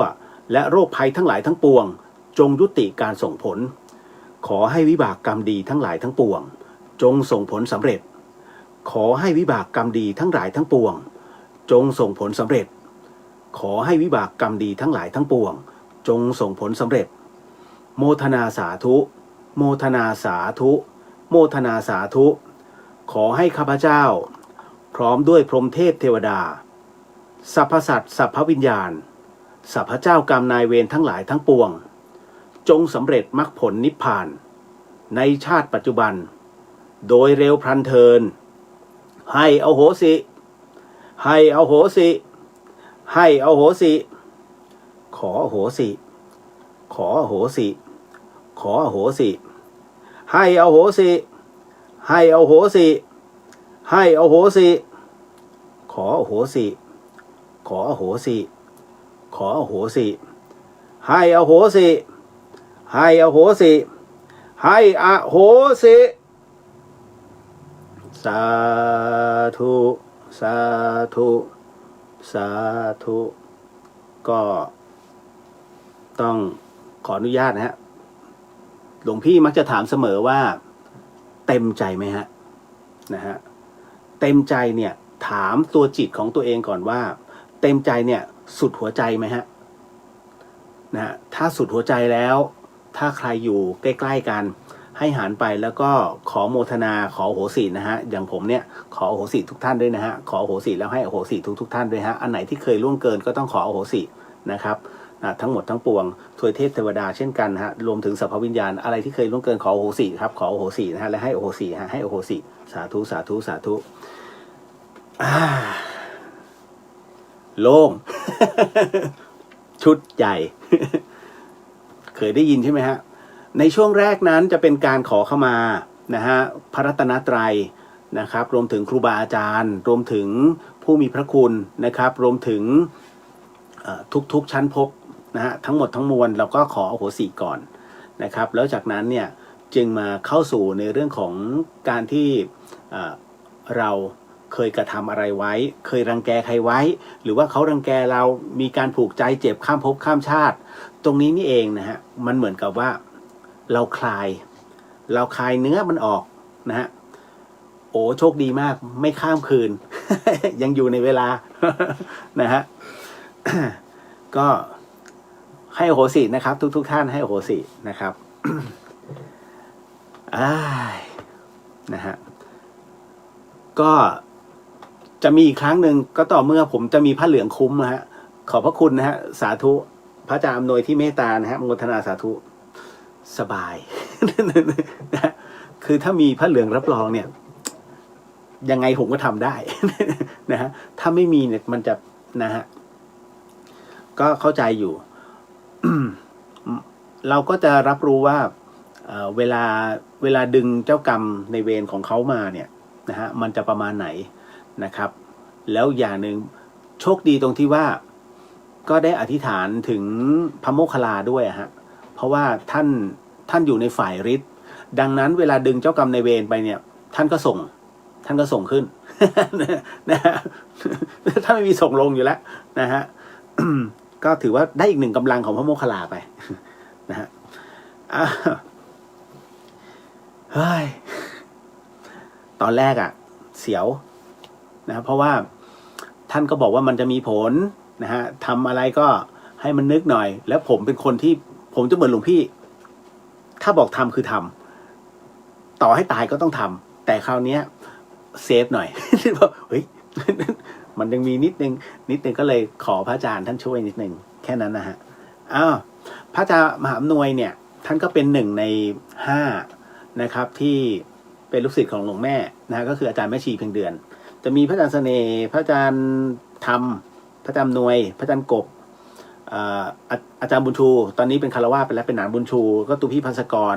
นะฮะโอ้ยังมีอีกประมาณ 3-4 รูปฮะท่านไม้ด้วยนะฮะโอ้หลายรูปท่านฟุกท่านฟูกนะฮะก็ด้วยนะครับโอ้โหหลายรูปฮะ ท่านเพลินเนี่ยโอ้โหเยอะนะฮะ บอกแล้วครูบาอาจารย์เยอะ เลยไม่ค่อยเลยก่างได้อีกโลกหนึ่งเลยก่างได้ ครูบาอาจารย์ช่วย ไม่หรอก ขออนุญาตทักทายต่อเนาะนะฮะเมื่อกี้ก็หมดไปแล้วนะครับกับอโหสิกรรมในค่ำคืนนี้คุณมุนเอาจะได้ยินเสียงคุณเร็วไหมฮะเมื่อกี้ไปแล้วไงเพิ่งออกมาดูพระจันทร์อันนี้ไปแล้วนะฮะอาจจะไม่ขลังเท่าหลวงพี่นะเพราะหลวงพี่หนักแน่นผมสายหวาน สายซอฟนะฮะเพราะเวลาอ่านสปอตเนี่ยแหมผมไม่มีบันทึกเอาไว้เสียงของหลวงพี่ตอนที่ท่านอ่านกลอนในตอนที่ท่านจัดรายการวิทยุรายการชื่อพุทธธรรมนำสุขโอ้โหพระภาสกรเอากรดร.ลวีมาอ่านท่านถึงได้ชอบแต่งกลอนไง นะฮะ ทุกครั้งไปกุ๊บกิ๊บไปแล้วอันนี้ทักกันไปแล้วเนาะนะฮะคุณบูนสวัสดีครับพี่นะคุณบุญนะอันนี้ใช้น้ำแข็งประคบนะพี่สุสวัสดีน้องเรียวสวัสดีครับคุณดาวรุ่งโมทนาสาธุครับพี่สมพรสวัสดีฮะคุณมุนาหาวตลอดเลยค่ะนะฮะคุณปฐมพรเต็มใจค่ะสุดหัวใจค่ะโมทนาสาธุฮะคุณมุนาขอโหสิและให้โหสิค่ะขอโหสินะครับนะฮะคุณวิชัยให้โหสิกรรมครับสาธุครับก็ขอโหสิกรรมด้วยเช่นกันครับนะฮะคุณกุญชยาเต็มใจให้โหสิขอโหสิค่ะโมทนาสาธุเช่นกันครับก็ขอโหสิแล้วก็ให้โหสิเช่นกันครับคุณดาวรุ่งขอโหสิกับทุกท่านนะฮะแล้วก็มันไหลขึ้นไหลลงฮะ นิดนึงนะฮะขอโหสิให้โหสิโมทนาสาธุนะฮะสาธุโมทนาสาธุฮะคุณชัยชันขอบคุณพี่เลียวเต็มใจมากๆครับสาธุครับโมทนาสาธุให้โหสิขอโหสิเช่นกันคุณนกนั่งทำคนเดียวขนลุกเลยค่ะนะฮะมีเน็ตสะดุดนิดนึงสาธุครับไม่เป็นไรนะฮะ ถือว่าวันนี้เต็มที่ฮะก็เต็มที่จริงๆเพราะว่าใช้กำลังเยอะผมฟิตตั้งแต่กลางวันน่ะท่องผมกลัวมากนะฮะเพราะว่าบทชุมนุมเทวดาผมจะไม่ค่อยเหมือนใคร เขาถึงไม่เอา หวานไป นะฮะก็เลยจะไม่ชุมนุมเทวดาแบบนี้ให้ใครฟังนะฮะผมก็จะเก็บไว้ชุมนุมคนเดียวนะฮะแล้วก็ประกาศคนเดียวอะไรอย่างเงี้ย นะฮะ เอาละฮะเดี๋ยวนะขออนุญาตนิดนึงขจรศิลป์เราทักกันไปแล้วเนาะคุณจริยาเราทักกันไปแล้วเนาะ นะเมืองใหญ่สวัสดีครับใช้ปิงดูดห่อเลือดได้จะโดนไม่ใช่น้อย ใช้ปิงดูดนี่ไม่ใช่เป็นอะไรนะเขาเรียกคือคนที่มีเลือดเป็นมีทองแดงเยอะเขาจะใช้ปิงดูดนะฮะตามมาด้วยคุณจินชาเต็มใจสุดหัวใจนะคะโมทนาสาธุฮะให้โหสิและขอโหสิด้วยเช่นกันครับนะฮะคุณรัชดาพรสวัสดีค่ะสวัสดีครับผมก้ามปูสวัสดีครับพี่สวัสดีฮะคุณจินชาให้โหสิและขอโหสิกับคุณเลียวด้วยเช่นกันสาธุครับก็ให้โหสิและขอโหสิด้วยเช่นกันครับลูกชิ้นหงแดงป้าแมวสาธุสาธุพี่เลียวโมทนาสาธุครับป้าแมวป้าแก้วขอโหสิให้โอโหสิด้วยความเต็มใจสุดจิตสุดใจสาธุครับก็ขอโอโหสิและให้โอโหสิด้วยเช่นกันครับป้าแมวป้าแก้วครับนะฮะ ทำดีพี่คนหัวตั้งเป็นระยะเลยนะขอบคุณพี่แล้วก็สิ่งศักดิ์สิทธิ์ทุกพระองค์สาธุสาธุสาธุนะฮะ ก็ไม่ทำ ไม่ทำพำเพื่อ นะฮะก้ามปูบอกถือเป็นบุญที่ได้มาสวดพร้อมพี่เลียวสาธุครับนะฮะ สาธุนะฮะคุณปริญญาให้โอโหสิและขอโอโหสิโมทนาสาธุโมทนาสาธุนะแล้วก็ขอโอโหสิและให้โอโหสิเช่นกันครับคุณจินชามั่นใจว่าพระอาจารย์ท่านก็คุ้มครองคุณเลียวด้วยนะคะก็เห็นแล้วครับ เห็นตั้งแต่เมื่อคืนแล้วครับ นะฮะ ก็บอกไปแล้วนะครับว่าเดี๋ยววันนี้จะทำถูกด่ามาหน่อยนึงแต่ท่านก็ยอม นะฮะพี่บรมบอกว่าให้โอโหสิและขอโอโหสิเต็มใจค่ะสุดหัวใจสาธุครับก็ขอโอโหสิและให้โอโหสิด้วยเช่นกันฮะพี่มาลีขอโอโหสิและให้โอโหสิกับทุกท่านทุกคนค่ะต่างคนต่างให้โอโหสิซึ่งกันและการสาธุสาธุเช่นกันครับพี่มาลีสาธุนะฮะขอโอโหสิและให้โอโหสิด้วยเช่นกันฮะขจรศิลป์ขนลุกตลอดเลยครับตอนสวดตามครับสาธุครับนะฮะคุณจันยาบอกว่าให้โอโหสิและขอโอโหสิกับคุณเลียวทุกท่านด้วยนะคะสาธุครับก็ขอโอโหสิและให้โอโหสิด้วยเช่นกันฮะพี่ขวัญตาบอกขอโอโหสิทุกท่านทุกดวงจิตดวงวิญญาณและขอให้โอโหสิทุกท่านทุกดวงวิญญาณค่ะโมทนาสาธุสาธุด้วยเช่นกันครับก็ขอโอโหสิและให้โอโหสินะฮะตามมาด้วยพี่บุญลมสาธุสาธุครับนะฮะคุณรัชดาพรขอโอโหสิให้โอโหสิขออนุโมทนาบุญด้วยครับสาธุครับขอโอโหสิและให้โอโหสิด้วยเช่นกันนะฮะนะก้าปูบอกว่าให้โหสิและขอโหสิทุกจิตทุกดวงวิญญาณสาธุสาธุครับก็ขอโหสิให้โหสิด้วยเช่นกันหลายๆท่านอย่าคิดว่าผมเป็นน้องหลวงพี่นะครับก็ให้มองว่าผมเป็นญาติธรรมคนหนึ่งแล้วกันที่มีส่วนณตรงนี้กับหลวงพี่ท่านทุกเหตุการณ์เราเพิ่งจะมาแยกกันทำงานก็ประมาณ5 ปีให้หลังนะฮะก็เรียกว่าท่านก็ทำหน้าที่ของท่านผมก็ทำหน้าที่ของผมไปนะฮะณวันนี้ที่ท่านจากไปผมก็ยังไม่คิดว่าท่านจะจากไปนะฮะหลวงพี่ท่านเนี่ยก็คิดว่าท่านไปจำพรรษาอยู่รัสเซียบ้างท่านชอบไปอเมริกาบ้างแล้วก็นานๆจะกลับมาแล้วผมก็ไม่เคยไปหานะผมจะยืนคือมันห่างกันประมาณสัก20ตีไป50 เมตรอะผมก็จะยืนดูอ๋อเดินอยู่ไหวๆแล้วก็กลับจะเป็นไงฮะไม่ค่อยคุยปีหนึ่งคือนับคำที่ผมกับหลวงพี่ท่านคุยกันได้ยกเว้นว่าท่านเดือดร้อนจริงมาเคาะประตูปึ้งเฮ้ยไปส่งกูหน่อย หลวงพี่จะเข้ากรุงเทพขับรถไปแล้วส่งสมบัติทัวร์ นั่นแหละฮะคุณสาวินีน้ำกรวดน้ำด้วยเลยไหมคะไปกรวดเองครับ อีทางเมโทสัง นะฮะคุณเมธสิพอสวดเสร็จพี่เลียวถามว่าโอโหสิด้วยใจจริงไหมก็ตั้งใจจิตระลึกถึงบอกขอโอโหสิอโหสิอโหสิปรากฏว่าขนลุกต่อเนื่องเลยฮะ3-4 ครั้งใจโล่งขึ้นเลยเป็นเพราะว่าอันนี้ก็น่าจะเป็นเพราะว่าไม่ได้น้อมสดมั้งน้อมสดหมายถึงว่าก็คืออย่างคือผมก็ทุ่มบุญตัวเองอะเนาะนะฮะที่ครอบไว้ในขณะเดียวกันบางท่านก็ทำกับหลวงพี่ท่านใช่ไหมใน YouTube แต่ด้วยมันเหมือนกับว่ายังจับต้องท่านไม่ได้อะพอจับต้องไม่ได้เนี่ยปฏิกิริยาจึงไม่เกิดแต่ท้ายที่สุดแต่พอมาสดกันแบบนี้ไลฟ์กันจริงๆเนี่ยพลังมันถึงไงนั่นแหละฮะมันก็เลยเกิดปรากฏการณ์ขึ้นนะครับ ก็โมทนาสาธุกับทุกท่านนะครับนะฮะก็วันนี้เต็มที่เพราะเตรียมตัวมาตั้งแต่โอ้ถามคนรอบข้างได้ผมเฮ้ย ผมพยายามจะอะไรล่ะชุมนุมเทวดาแบบชาวบ้านเขาอะมันไม่ได้จริง อยู่ๆมันก็จะขึ้นมาเลยนะฮะเป็น7 ตำนานนะครับ ป้าแก้วเตรียมน้ำมารอไว้กรวดน้ำค่ะไม่เอาสิป้าแก้ว นะกรวดเองเลยขอโหสิให้โหสิโมทนาสาธุนะครับคุณสุวรรณีสาธุครับขอโหสิและให้โหสินะครับคุณจินชาติขอบพระคุณ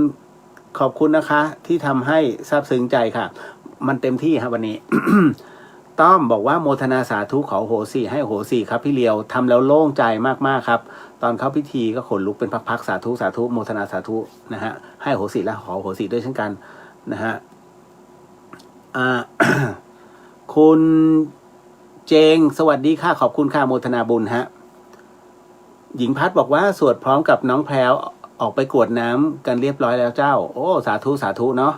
นะฮะ ถามน้องคนนี้ได้ผมไม่เคยทำเลยนะ เพิ่งนี่คือครั้งแรกตลอดระยะ10 กว่าปีที่ผ่านมานี่คือครั้งแรกของผม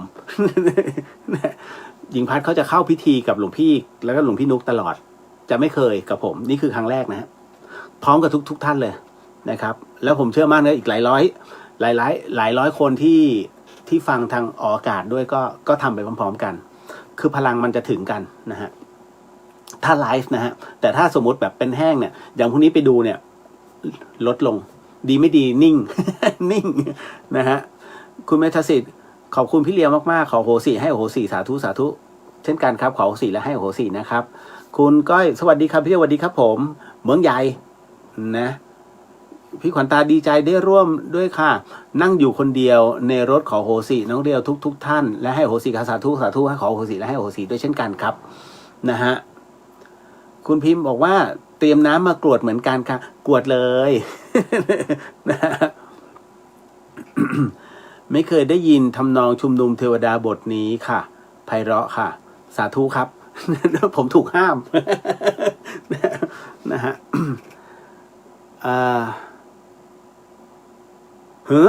คุณนกบอกว่าช่วงต้นคุณเรียวกล่าวโหสิคุณเรียวเปิดเสียงนกร้องด้วยหรือคะเสียงเพราะดีค่ะไม่มีฮะผมไม่ได้เปิดมันอยู่ในห้องไม่มีเสียงฮะเดี๋ยวเดอะเฮียนมันจะไม่เป็นเดอะเฮียน นะครับไม่มีครับไม่มีฮะเอาแล้วโดนแล้วคุณชายชาอิ่มอกอิ่มใจมากๆครับพี่เลียวสาธุครับนะฮะโมทนาบุญด้วยคุณพจนัทขอบคุณมากๆค่ะที่พาทำนะฮะคุณย่าสโนขอโหสิให้โหสิทุกท่านค่ะโมทนาสาธุสุดจิตสุดใจค่ะคุณเลียวแล้วก็ทุกท่านค่ะสาธุสาธุครับก็ขอโหสิและให้โหสิด้วยนะครับคุณย่าคุณสตรีบอกว่าเต็มใจขอโหสิแล้วก็ให้โหสิสาธุครับขอโหสิและให้โหสิด้วยเช่นกันพี่สุบอกว่าแมวตัวเดิมมันนวดตลอดการโหสิตอนนี้นั่งยังนอนอยู่ในตักเลยค่ะสาธุครับเขาเป็นคนเขามาชดใช้ให้ เขาเป็นบริวารเก่านั่นแหละเนี่ยเดี๋ยวพบหน้าก็เป็นแล้วนะฮะอุ๋ยขอโหสิและให้โหสิค่ะสาธุสาธุขอโหสิให้โหสิได้จำได้แล้วขอบคุณมากอุ๋ยเมื่อวานนี้อุ๋ยเอาแอปเปิลเขียวเอามาให้อบโอโซนด้วยพี่เลียวทานเลยฮะทำเป็นสลัด นะฮะคุณนกบอกเต็มใจให้โหสิสาธุสาธุนะครับนะฮะ คุณชายชาญให้โหสิทุกท่านครับสาธุสาธุขอโหสิและให้อโหสิด้วยเช่นกันคุณผู้ฟังที่ฟังอยู่ทางบ้านผมขอโหสิและให้อโหสิด้วยนะครับถ้าคำไหนที่มันเรียกว่าไปบาดใจทำให้เกิดความขุ่นข้องหมองใจบางครั้งถึงกับต้องด่าเลยผมขออโหสิด้วยแล้วก็ให้อโหสิผมด้วยแล้วกันแล้วผมก็ให้อโหสิท่านด้วยเช่นกันนะคือมันจะได้ไม่ติดค้างการที่อะไรหลายๆอย่างเนี่ยฮะมันคือเราผูกใจเจ็บเนี่ยมันมีความพยาบาทเกิดขึ้นเขาเรียกข้ามภพข้ามชาติอยากเกิดอีกเหรอ หลวงพี่ไม่จะถามทำไมบางคนก็ถามจะเกิดต่อแล้วมันจะเป็นยังไงคิดก่อนนะฮะวันนี้คนที่คิดแบบนี้อาจจะเกิดอยู่ในหมู่ของคนรวย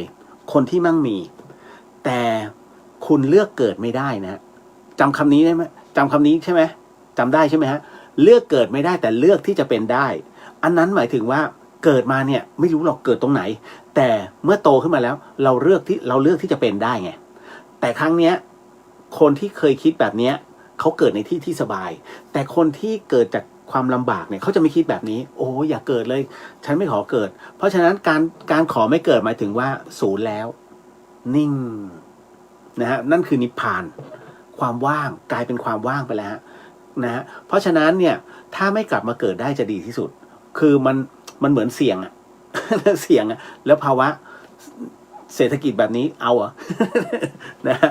ก็ไม่มีใครหรอกครับนะน้องเจี๊ยบขอโหสีให้โหสีค่ะสาธุสาธุก็ขอโหสีแล้วก็ให้โหสีด้วยเช่นกันนะฮะก็มาคุณนกนั่งทำคนเดียวขนลุกเลยค่ะมีเน็ตสะดุดอันนี้ไปแล้วนะฮะเมียวมุทนาสาธุค่ะขอโหสีแล้วก็ให้โหสีกรรมกับทุกท่านด้วยขอโหสีกรรมแล้วก็ให้โหสีกรรมด้วยเช่นกันนะครับนะฮะเอาละดีใจ คุณเลี้ยวจบรายการแล้วอย่าลืมดูแลแผลนะคะอย่าทิ้งไว้นะคะบอกก่อนเผื่อต้องออกก่อนตามสัจจะเข้าพรรษาขอบคุณค่ะอนุโมทนา ฮะขอบพระคุณมากนะฮะก็เต็มที่ไม่รู้วันนี้ทำแล้วพี่เพนพี่โมสวัสดีค่ะคุณเลียวโมทนาสาธุก็ขอโหสิกรรมให้โหสิกรรมสาธุสาธุโล่งมากขนลุกเลยอุ้ยผมก็ไม่นึกว่าพี่จะทำตามด้วยสาธุสาธุฮะก็โมทนาบุญให้โหสิและขอโหสิด้วยครับพี่นะฮะ เอาละก็คุณชัชวานนะฮะหนานขอโหสิกรรมครับให้โหสิแล้วก็ขอโหสิด้วยฮะหนานนะฮะ มีพี่แววจะกลับมาเป็นสมณะอีกไหม โอ้พอพูดถึงสมณะเนี่ยอีกแล้วครับวันนี้ก็ยังมีเรื่องราวแล้วเป็นคำถามมาว่า อันนี้ไม่เป็นไรก็คือเราพูดกันก็คือเข้าสู่รายการเนื้อรายการและพิธีโหสิกรรมจบไปแล้วฮะนะก็เหมือนกับว่าปกติแล้วอันเนี้ยจะต้องเอาไว้ข้างหลังหลวงพี่มักจะเอาไว้ข้างหลังถูกไหมฮะแต่บังเอิญว่าผมอะไม่เคยทำนี่คือครั้งแรกนะฮะแต่ไม่รู้ว่าจะเป็นครั้งเดียวหรือครั้งสุดท้ายถ้าผมมีครูบาอาจารย์รับรองผมก็ทำให้ได้อีกแต่อันเนี้ยพอมันเป็นครั้งแรกแล้วเนี่ยผมไม่กล้าที่จะทำครั้งต่อไป นะฮะต้องรอให้ครูบาอาจารย์ท่านรับรองก่อนเต็มที่เดี๋ยวอาจารย์รับรองเองจบ ถ้าอย่างเงี้ยผมทำให้ได้ตลอดไงไม่ได้ไม่มีผ้าเหลืองไม่กล้าแล้วที่สำคัญก็คือว่าพอผมคำนวณเวลาไม่ได้เนี่ยจะจัดไปข้างหลังมันก็กระไรอยู่ปกติแล้วหลวงพี่ท่านจะเทศก่อนพอเทศจบว่ามาอโหสิกรรมนะฮะประมาณว่าพอหมดมุกก็อโหสิกรรม เดี๋ยวโดนหลวงพี่ด่า นะฮะก็จะเป็นอย่างเงี้ยผมในประจำถ้าทุกท่านจะสังเกตพระอาจารย์ภัสกรนะฮะคือเวลาท่านเทศพอหมดมุกมาอโหสิกรรม หมดมุกเลยคือถ้าเทศไปเดี๋ยวจะซ้ำท่านก็เอาอโหสิกรรมผมก็ฮาประจำนะฮะโอ้ยมุกกี่ปีท่านเทศในเรื่องสมดุลโลกสมดุลใจเนี่ยเป็นหมื่นรอบนะหลวงพี่ท่านเนี่ยสุดยอดมากท่านเทศได้ยังไงวะเรื่องเดิมๆ ผมเนี่ยเบื่อมากแต่แบบแต่ท่านเทศได้จริงๆนะฮะเราก็ยอมใจท่านพอท่านอย่างว่านะตอนอยู่เนี่ยเราไม่รู้คุณค่าไม่รู้คุณท่านไม่รู้คุณค่าของการที่เทศซ้ำๆแต่พอท่านไม่อยู่แล้ว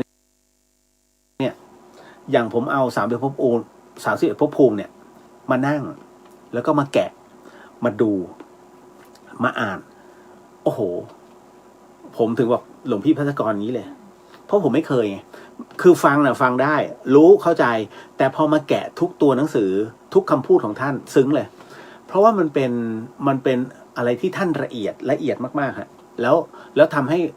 เราเข้าใจมากขึ้นอันไหนไม่เข้าใจผมจะเปิดผมก็จะมีอย่างไตรภูมินะฮะแล้วก็ยังมีของ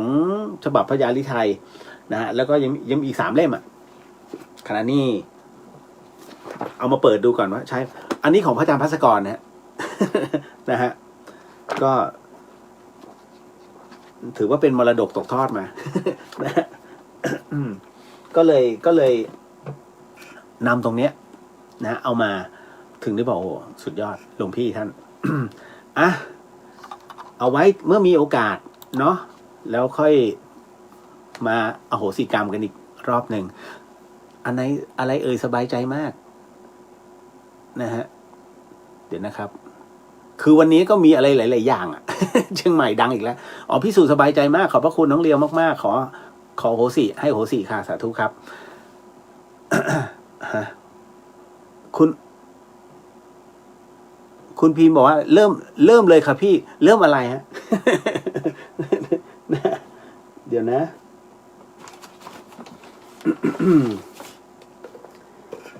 คือยังมีอะไรหลายๆอย่างเลยโอ้ยเยอะไปหมด ขออนุญาตฮะ คือหลายๆท่านก็ เอาแบบไหน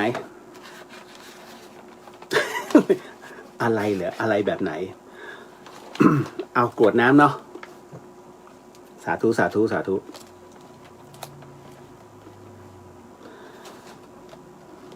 เดี๋ยวบางคนยังไม่ได้ให้เตรียมตัวเขาบอกว่าให้ช่วยนำในส่วนของการกรวดน้ำฮะ พร้อมเนาะนะฮะคือเวลากรวดน้ำเนี่ยก็ใช้เดินจิตตามแล้วกันนะครับนะฮะในขณะเดียวกันหลวงพ่อพระเดชพระคุณหลวงพ่อฤาษีลิงดำเนี่ยหรือว่าพระราชพรหม เวลาที่ท่านจะระลึกถึงใครสักคนหนึ่งนะฮะให้นึกเหมือนกับนึกผ่านอะแค่ภาพหน้าชื่อเล่นก็พอหน้าผ่านไปเพราะว่าไม่มีใครมานึกกับคุณญาติท่านเพื่อนท่านในที่นี้ไม่เคยมีใครมาเห็นญาติท่านเพื่อนท่านคนนี้เพราะฉะนั้นตัวเราเท่านั้นตัวจิตของเราเท่านั้นที่เดินตามแล้วก็จะพบจะเจอดังนั้นเนี่ยนะแค่เดินจิตแล้วก็คิดตามระลึกตามผมเชื่อมั่นว่าได้เป็น100 คนที่ผ่านเข้ามาในดวงจิตนะฮะแล้วหลังจากนั้นเนี่ยเวลากรวดน้ำให้กรวดลดลงดินนะฮะก็ใกล้ต้นไม้ที่สุดแหละไม่ใช่ไปรดต้นไม้นะบางคนชอบไปรดต้นไม้รดที่ดินเพื่อให้พระแม่ธรณีเป็นพยานนะฮะกรวดน้ำเนาะไม่เอาเมืองเหนือนะเอาธรรมดา หันธรรมยังอุทิสนาทิธานาคทายโยพนามาเสอิมินาปุญญกรรมเมนะอุปัชฌายาคุณุตราอาจาริยุปการาจะมาตาปิตาจยาตกาสุริโยจันทิมาราชาคุณวันตานาราเปจาพระมมาลาจะอินทาจะโลกปาลาจะเทวตายะโมมิตามนุสาจะมาชันตาเวริกาปิจาสัพเพสัตตาสุขีโหนตุปุญญานิปกะตานิเมสุขังจะติวิทังเทนตุขิปังปาเปทะโวมะตังอิมินาปุญญกรรมเมนะอิมินาอุทิเสนาจาขีปะหังสุลเพเจวะตันหุปาทานาเชทนังเยสันตาเนหินาธรรมายาวานิพานาโตมะมังนาสันตุสัพพทาเยวายาทาชาโตภเวภเวอุชุจิตังสติปัญญาสัลเลโควิริยามหินามาลาลาพันตุโนกาสังกาตุนจาวิริเยสุเมพุทธาทิปาวโรนาโทธัมโมนาโทวรุตโมนาโทปะเจกพุทโธจะสังโฆนาโทตโรมะมังเตโสตมานุภาเวนะมาโรกาสังละพันตุมาสาธุสาธุสาธุนะฮะหมดจด นะฮะก็ไประลึกตามเหตุปัจจัยเนาะนะครับ โมทนาสาธุกับทุกท่านเนาะนะครับเอาละ มาเข้าสู่ในช่วงของ ถามตอบคุยตอบนะทุกเรื่องราวในวันนี้นะฮะเอาละเมื่อกี้มีหลุดมาเหรอ รู้ว่ากดพลาดฮะ ไม่ว่ากันฮะทำดีนะฮะ วันนี้ก็ดังอีกแล้ว เชียงใหม่นะฮะคือเรื่องราวมันเป็นอย่างนี้เดี๋ยวนะน้องเรียวคะเมื่อคืนที่พูดเรื่องพระธรรมนะหน้าทองเนี้ยคนเดียวกับวัดปันเสาหรือเปล่า แหมอยากจะหันมาให้ดูคำถามถูกต้องครับคนเดียวกันนั่นแหละนะฮะผมไม่จำชื่อท่านหรอกนะฮะเพราะว่าอันนั้น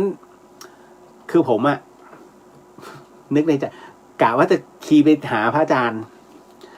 ซึ่งรักษาการเจ้าว่าพระอาจารย์สง่าพระอาจารย์สง่าเป็นพระที่น่ารักมากเป็นพระที่ดีเลยนะดีมากผมบอกเลยเป็นพระที่มีเมตตาสูงมากถ้าท่านมีโอกาสมาจังหวัดเชียงใหม่นะฮะขึ้นไปที่วัดผาลาดสกีทาท่านทำสวยมากพระอาจารย์สง่าพระมหาสง่าปรริญญาเก้าสหธรรมิกกับท่านวอถึงได้บอกท่านเมตตาสูงบางคนเห็นอะไรนะช่องข่าวเนี่ยเขาไปสัมภาษณ์ท่านก็จะปิดหน้า ท่านก็จะบอกคือท่านไม่ค่อยรู้หรอกเพราะท่านเพิ่งจะมารักษาการได้ไม่กี่วันนะฮะจะไปรู้หรือว่าลูกวัดปันเสานะมีอะไรบ้างเพราะท่านเป็นพระแค่มารักษาการนะท่านยังลงประวัติเลยวัดปันเสานั้นแท้จริงแล้วเมื่อก่อนนี้เป็นทำอะไรมาก่อนเนี่ยนะเป็นที่สำหรับเผานี่อะไรก็ว่าไปท่านจะลงประวัติของวัดแต่ท่านจะไม่อะไรมากเพราะท่านถือว่าท่านน่ะอยู่ข้างบนแล้วหมายถึงว่าท่านอยู่วัดผาลาดแล้วจะลงมาทั้งทีเนี่ยลงมาดูแลได้เล็กน้อยท่านก็ใช้โทรถามเพราะไว้ใจพระด้วยกันไงแต่ไม่นึกไงว่านี่แหละมีเขาเรียกพอจะมีเศษกรรม เศษกรรมทางพุทธศาสนานะฮะก็ดูฮะคือใครที่ไปเป็นเหยื่อพระผมว่าน่าจะสึกแล้วมั้งนะฮะหรือใช้คาถาหายตัว ไม่มีใครเขาบ้าลงรักหน้าทองปิดทั้งหน้า ที่ผมบอกอะนะฮะพอเห็นปุ๊บก็รู้แล้วไอ้นี่ของปลอม นะประมาณว่าให้ดูขังๆหน่อยไม่มีใครเขาทำสูตรไหนเหรอพระอาจารย์ไหนเนี่ยเขาสอนมาอย่างนี้ผมถึงจะบอกเต็มที่ไม่เกิน5 แผ่นเพราะผมเคยทำ เลิกเลยไม่ทำไม่คือเราจะรู้ไงเรื่องศาสตร์พวกเนี้ยไม่ใช่ว่าไม่รู้นะโตมาขนาดนี้แล้วนะฮะ พอผมจะรู้เลยว่าไอ้นี่ของปลอมไอ้นี่หลอกโยมอ๋อมันเป็นศาสตร์ขอดูหน่อยได้ไหมใครคือครูบาอาจารย์นะฮะผมจะไปถามถึงที่เลยบอกพระอาจารย์ถ้าเป็นงั้นผมขอเรียน จะดูหน่อยคือผมเป็นอะไรที่คือด้วยเราเนี่ยเป็นนักข่าวอยู่แล้วนักข่าวเก่าไงดังนั้นเนี่ยเวลาจะรู้ต้องไปให้ถึงต้องไปที่รากเลยผมไม่มาที่ใบไม่เอานะฮะต้องขุดลงไปให้รู้อ๋อมันขึ้นอย่างนี้จบมันถึงจะจบนะฮะเราจะไม่ค่อยมาวุ่นวายตรงนี้ฮะ นี่แหละเห็นไหมเหมือนหลวงตามหาบัวท่านบอกเอาไว้นะบอกว่าไอ้ที่เอามาทำบุญกันเนี่ยนะฮะเยอะแยะไปหมดคนบาปมาทำบุญน่ะ นะฮะมันก็คือส่วนหนึ่งมันเป็นเรื่องของปลายเหตุต้นเหตุคือไม่ทำบาปอ่ะไม่ทำชั่วดีที่สุดนั่นแหละต้นเหตุ ท่านบอกท่านไม่มาดูปลายเหตุทำบุญใครก็ทำได้แต่ถ้าต้นเหตุนะคือไม่ทำชั่วเสียเลยดีกว่านี่แหละนะฮะเพราะฉะนั้นคนเดียวกันนะฮะ ทำไมถึงต้องใช้คำว่าคนผมไม่ได้ใช้คำว่ารูปนะไม่ได้รูปพระเพราะมันมีอันนึงผมไม่อ่านในโพสต์ เหมือนกับว่าเหมือนกับยิ่งทำเหมือนกับถ้าใบสีน้ำตาลใบสีเทาเขาใช้ใบสีเทาเยอะยิ่งขลังขึ้นอันนี้เขาเรียกว่ากันโชคทรัพย์โยมถ้าโยมแล้วเห็นว่าเป็นเงินปึกหนึ่งที่นำไปถวายอันนี้หมายถึงหลอกลวงเพื่อเอาเงินชาวบ้านนี่ปาราชิกนะฮะ คืออย่างนี้ความหมายของคำว่าปาราชิกเนี่ยหมายถึงว่าการลักทรัพย์อดินาคือการโชคมันอยู่ในศีลข้ออดินาเนี่ยของข้อเนี้ยป ปาราชิกเนี่ยง่ายมากมันทำยากมากถ้าพระสงฆ์อ่านพระวินัยท่านจะรู้เพราะฉะนั้นเนี่ยท่านไม่ต้องกลัวว่าถ้าของหายในวัดที่เป็นวัดเขาเรียกว่าถ้าของหายในวัดป่าโยมไม่ใช่พระ 100% นะฮะ เพราะว่าแต่ว่าถ้าหายในวัดโดยปกติอันนี้ไม่รู้ตอบไม่ได้เพราะว่าท่านจะศึกษาพระวินัยก่อนวันนี้ผมก็ได้ยินนะฮะว่ารูปคนเนี้ยเขาเพิ่งมาบวชใหม่แล้วยังไม่รู้พระวินัยไม่ได้นะฮะผมจะบวชเนี่ยหลวงพี่ยื่นนวโกวาทมึงเอาไปอ่านก่อนเลยมุนีนาธิปนีฮะนวโกวาทมุนีนาธิปนีท่านโยนเพราะว่าอันนี้เป็นพระวินัยเบื้องต้นที่จะต้องรู้ว่าสงฆ์จะต้องปฏิบัติตัวยังไง นะฮะคือมันเป็นข้อเบื้องต้นแหละนะฮะเพราะฉะนั้นจะบอกไม่รู้ไม่ได้นี่ฮะไม่งั้นใครก็บวชได้ไปบวชมีเงินบวชไปเห็นไหมไม่ได้นะเนี่ยนี่คือสิ่งที่มันทำให้เรารับรู้บางอย่างนะของการที่จะเข้ามาสู่ร่มผ้าสาการสาวะผมทำไมไม่บวชพี่ๆหลายคนถามเสมอใช่ไหมทำไมไม่บวช ไม่บวชฮะเพราะผมมีเหตุตราบใดผมอธิษฐานตัวตราบใดที่ผมยังท่องปาฏิโมกข์ไม่ได้ผมไม่บวชทำไมจึงเป็นเช่นนั้นทำไมจึงเป็นเช่นนั้น ท่านผู้ฟังรู้จักสามเณรอุทุมพรไหมฮะผมเชื่อมั่นว่าหลายๆท่านได้ยินกิตติศัพท์และก็ชื่อของสามเณรอุทุมพรสามเณรอุทุมพรนั้นท่องปาฏิโมกข์ได้ตอน5 ขวบนะฮะอายเนนน่ะผมถึงได้บอกถ้าผมท่องปาฏิโมกข์ไม่ได้ผมจะไม่บวชจริงๆนะฮะคุณลองให้เอาง่ายๆนะคุณลองวัดไหนก็ได้หลวงพี่ช่วยท่องปาฏิโมกข์ให้ฟังหน่อยท่องไม่ได้ปาฏิโมกข์คืออะไรคือการชำระศีลเป็นข้อศีลที่พูดทั้งหมดเลยศีลของสงฆ์ทั้งหมด227ข้อมีอะไรบ้างนั่นแหละฮะมันมีอะไรเป็นอะไรแต่ละข้อนั่นคือการไล่ข้อศีลดังนั้นยากมากนะฮะจริงๆผมเห็นป้ายจะบวชเนี่ยที่ของหลวงปู่ เดี๋ยวนะหลวงปู่จันเรียนหลวงพ่อจันเรียนที่อุดรวัดนี้ถ้าท่องปาฏิโมกข์ถ้าท่องปาฏิโมกข์ไม่จบภายใน45 นาทีห้ามบวชท่านเขียนงี้เลยนะมันก็เลยทำให้เรามีความรู้สึกโอ้โหท่านสุดยอดมากเพราะว่านี่คือสิ่งที่ทุกคนต้องทำให้ได้ถ้าจะบวชนะฮะผมถึงต้องก็ตั้งปฏิญาณตัวเองไว้ ท่องไม่ได้ไม่บวช อายเนน เรื่องนั้นอายเนน นะฮะก็สาธุกับน้องเนนอุทุมพรเนาะนะฮะนะฮะ คุณมิชัยพิธีอโหสิกรรมครั้งแรกตอนอาบน้ำมนต์ตุนุกท่านทำไมเน้นที่ผมจนหลังตบหลังซะจุกเลยครับ อันนี้ตอบไม่ได้ แล้วแต่ตุนุกนะฮะทำดีว่ารายการแฉบอกว่าย้ายวัดไปแล้วทำกันในหมู่เพื่อนถ่ายไว้คลิปหลุดอีหวะ ต่อให้ทำในหมู่เพื่อนมันก็ไม่ใช่สงฆ์นี้ทำแบบนี้เล่นไม่ได้นะยังไงก็ไม่สมควรนะอาบัติแล้วยิ่งหลุดมาโลกโซเชียลแล้วเป็นกองเงินต่อไม่ได้เลยฮะอันนี้คือมันค้านกันมันมีหลักฐานที่ทำให้ค้านเขาเรียกแก้ตัวมันเหมือนกับเอาจริงนะเหมือนกับอะไรนะเหมือนกับเจ้าหน้าที่ตำรวจอะนะฮะที่บอกว่าเหตุเกิดอะไรนะเอารถตู้ไปเที่ยวถูกไหมจำได้ไหมแล้วก็บอกว่าอ๋อมาสืบราชการลับต้องจับนี่คือมันดูถูกอะ ผมดูโอ้นี่มูสาแบบดูถูกคนไทยอะเขาดูยังไงมันก็ไม่ใช่มัน100%ต่อให้นอกจากไปสร้างหลักฐานมาจนเชื่อ คือมันคือต้องประมาณว่าไอ้คนที่เข้าใจผิดมึงต้องถูกนะนี่คือการตะบี้ตะบันให้เกิดการมูสาข้อมูสาพวกนี้นะฮะแย่ มันมีนรกรองรับอยู่แต่ไม่บอกนะฮะเราไม่พูดถึงแล้วกันเรื่องนั้นเอาล่ะต่อมานะฮะ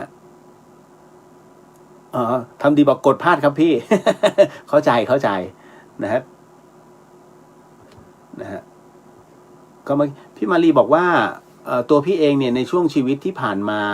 คิดทบทวนบวกลบคูณหารทุกข์มากกว่าสุขจึงเบื่อหน่ายในการที่จะเกิดแต่คนที่เกิดมาในช่วงชีวิตของเขาเนี่ยมีแต่ความสุขเขาก็คิดในสุขจึงไม่เบื่อหน่ายในการเกิดใช่ครับเพราะว่ามุมมองของเขาสัมผัสแบบนั้นมาก่อนความสุขเกิดขึ้นมามันมีพร้อมแล้วแต่อย่างเราเกิดมาแล้วทุกข์เนี่ยเขาจะไม่โอ้ยาเลยพ่อก็ก่อสร้างแม่ก็ต้อง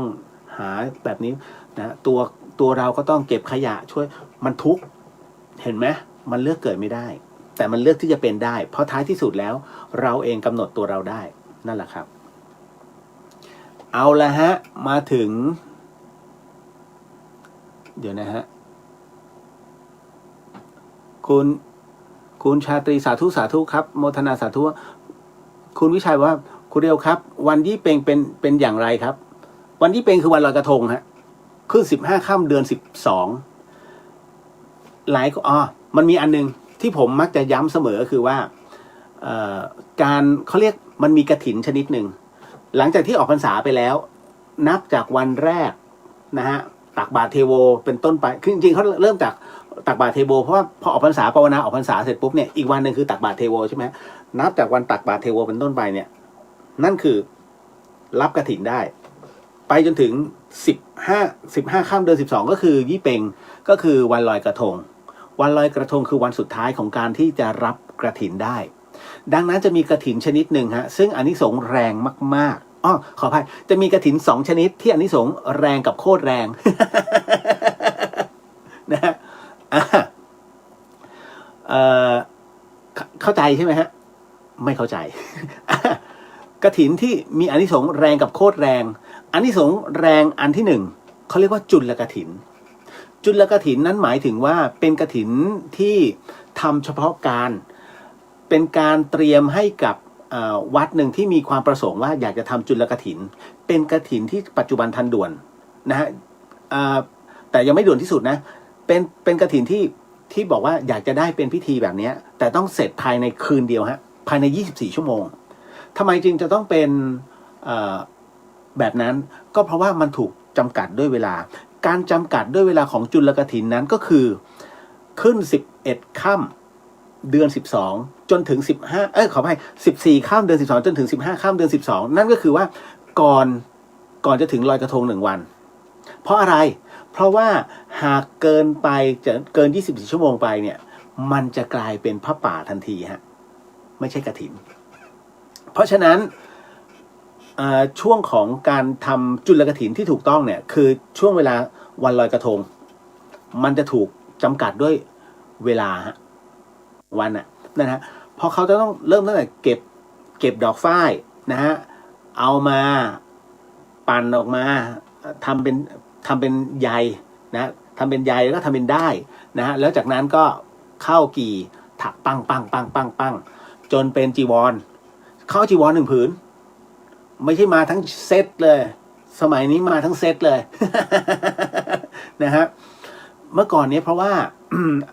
การถวายผ้าพระกฐินก็คือการเอาผ้ามาทำเป็นจีวร1 ผืนแล้วก็นำถวายแค่นั้นเลยแล้วก็ย้อมด้วยเรียกว่าสีธรรมชาติแล้วกันบางทีบางคนก็ใช้แก่นขนุนบางคนก็ใช้อะไรล่ะผลไม้นะที่มีให้ทั้งสี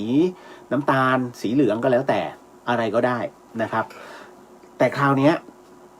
ทำไมจึงเป็นเช่นนั้นก็เพราะว่าจุลกฐินนั้นเป็นกฐินที่มันเริ่มต้นตั้งแต่ตรงนั้นแล้วต้องจบภายในเที่ยงคืนของคืนวันที่12ให้ได้ฮะไม่ใช่ไปมัวแต่ไปลอยกระทงนะ ไม่ได้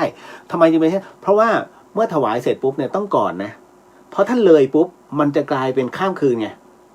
เป็นพระป่าทันทีนะฮะอานิสงส์กฐินไม่ได้มันถึงใช้เป็นกฐินที่จำกัดด้วยช่วงเวลาเห็นไหมแต่ถ้าที่เขาทำกันทุกวันนี้เดี๋ยวออกพรรษาปุ๊บทำเลยอันนั้นไม่ใช่อันนั้นทำโชว์ทำไมจึงเป็นทำโชว์เพราะว่าเมื่อเกินสมมุตินะเมื่อเกินเวลา24 ชั่วโมงแล้วมันก็ยังอยู่ในเวลาของกฐินได้ไง มันไม่ได้เป็นพระป่าไงฮะเพราะฉะนั้นจุลกฐินที่แท้จริงเนี่ยมันจะถูกจำกัดด้วยแค่2 วันนี้เท่านั้นนั่นแหละฮะจุลกฐินนี่เขาเรียกว่าถ้าเราไปร่วมในพิธีจุลกฐินนะตรงนั้นได้เขาเรียกอานิสงส์ยิ่งใหญ่มากแต่อานิสงส์ที่โคตรยิ่งใหญ่ ของกฐินก็คือกฐินโจรกฐินโจรก็คือกฐินที่ถูกบอกเลิกกระทันหันแล้วเราเข้าไปสวมแทนก็มันถึงได้หายากมันไม่มีไงหลวงพ่อเจ้าคะเดี๋ยวอีฉันขอจองกฐินนะฮะขอเป็นวันที่5อะไรอย่างนี้ว่าไปแต่พอเอาเข้าจริงๆแล้ว5ไม่ว่างขอเลื่อนเป็น20นะฮะ20ได้พอ20เสร็จปุ๊บเนี่ยไม่ว่าง21จะออกเข้าพรรษาจะออกพรรษาแล้วไงจะหมดฤดูกฐินแล้วถูกไหมนะฮะสมมติ21จะหมดกฐินแล้วอ้าวตายแล้วอันนี้โจรของแท้เลยคือหลวงพ่อก็ร้อนใจเพราะว่าวัดจะไม่ได้รับกฐินจะไปบอกชาวบ้านก็ไม่พร้อม ดังนั้นก็เลยประกาศหานะฮะว่าโดนยกกฐินโดนเทกฐินโดนเทคุณรีบสวมเลยนะกฐินอันนี้สงส์นี้แรงมากนะฮะ ผู้ใดที่เข้าไปสวมเป็นกฐินโจรผู้นั้นเนี่ยจะมีเขาเรียกว่าในภายภาคหน้าอานิสงส์ตรงนี้ทำให้เราเป็นเศรษฐีมั่งคั่งรวยด้วยยศถาบรรดาศักดิ์รวมถึงเป็นพระราชาจักรพรรดิมีโอกาสสูงมากนะตรงนี้นะฮะหรือว่าตำแหน่งสำคัญทางการเมืองอะไรอย่างเงี้ยด้วยหมายถึงว่าในชาติภพหน้านะฮะเพราะฉะนั้นเป็นอานิสงส์ค่อนข้างที่คนหากันแต่มันไม่มี มันไม่มีเพราะมันต้องถูกล่นด้วยเวลานะฮะ ด้วยเวลาจำกัดของการหลุดจากช่วงกฐินเพราะกฐินเขาจะมีแค่1 เดือนเป็นบุญเฉพาะการนะฮะอันนี้ก็เลยบอกเอาไว้ก่อน จุลกฐินกับกฐินไม่ใช่โจรอย่างนี้ฮะอันนี้โจรปล้นฮะกระโจน แต่เขาตัดกระออกไปกระโจนเนี่ยเข้าไปสระโอจอจานนอหนู นะไม่เคยกฐินโจรมึงมีเท่าไหร่เอามาให้หมด ไม่ใช่ อันนี้ก็บอกเอาไว้นะครับ นะคุณมุนา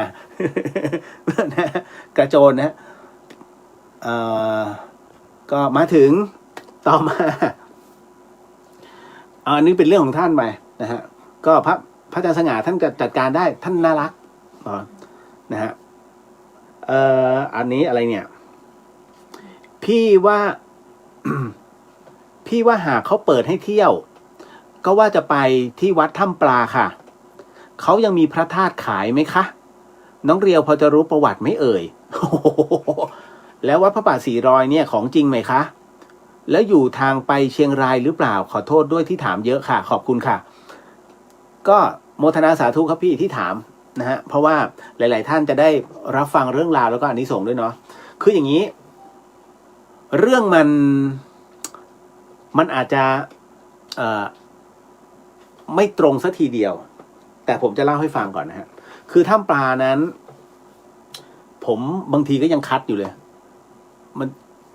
อยู่ที่ธรรมสถานเนี่ยข้างบนเดี๋ยวผมต้องใส่กระปุกอยู่พระธาตุจากถ้ำปลาก็ต้องมานั่งคัดอีกทีนะ นะ คราวนี้ต้องบอกว่าในสมัยครั้งพุทธกาลนะฮะในครั้งพุทธกาลนั้นเนี่ยต้องบอกว่าพระพุทธเจ้านั้นมีท่าน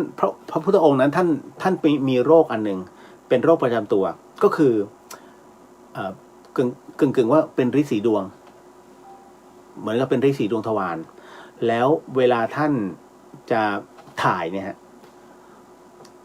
เลือดจะออก นะฮะแล้วคราวนี้ทุกครั้งที่ท่านถ่ายเนี่ยนะฮะพระอินทร์จะเอากระโถนมาลองพร้อมกับเลือดแล้วจากนั้นเนี่ยว่ากันว่าพระอินทร์ก็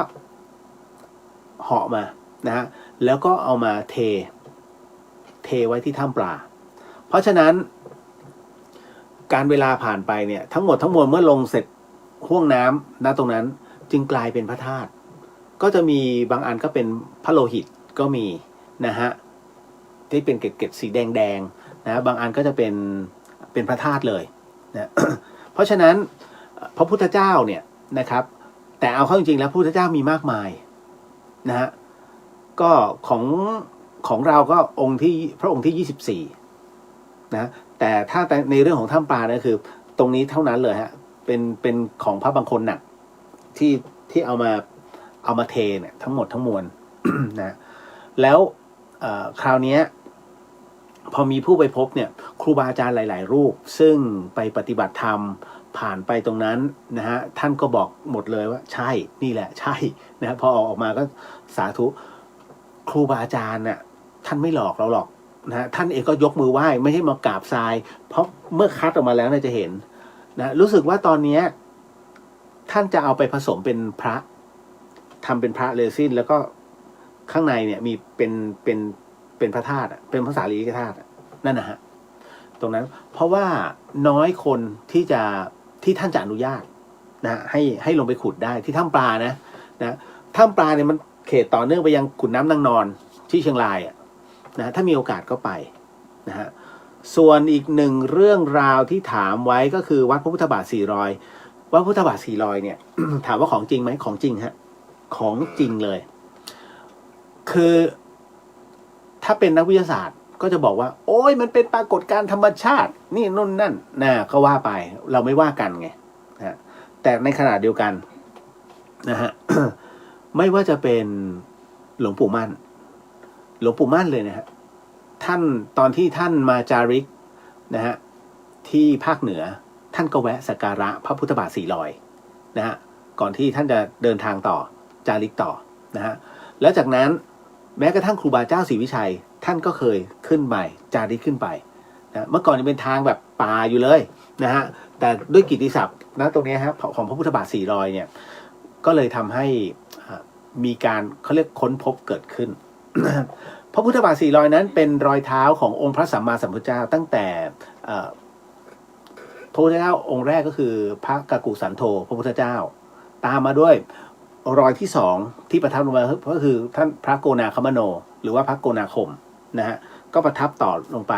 มาต่อไปฮะ ในกลับที่3ในกลับต่อมานะฮะปรากฏว่าอีกรูปหนึ่งก็คือพระกัสสปะพุทธเจ้าประทับลอยลงไปพระกัสสปะนี่แหละที่เป็นผู้ที่ทำนายนะฮะพราหมณ์นะฮะว่าอีกหน่อยเนี่ยจะเป็นพุทธเจ้าองค์ต่อไปนะฮะไม่ใช่ต้องเป็นอันนี้พระกัสสปะนี่ทำนายพญามาร นะฮะส่วนพระโกนาใช่ไหมถ้าจำไม่ผิดนะฮะอันนั้นก็คือทำนายพระโคดมนี่แหละนะฮะรอยที่4ก็คือรอยขององค์พระสัมมาสัมพุทธเจ้าที่ประทับลงไปรอยสุดท้ายแล้วว่ากันว่าอีก 2,500 ปีข้างหน้านี้จะมีรอยหนึ่งฮะซึ่งมาประทับปั้งลงไปแล้วลบทั้งหมดเลยก็คือของ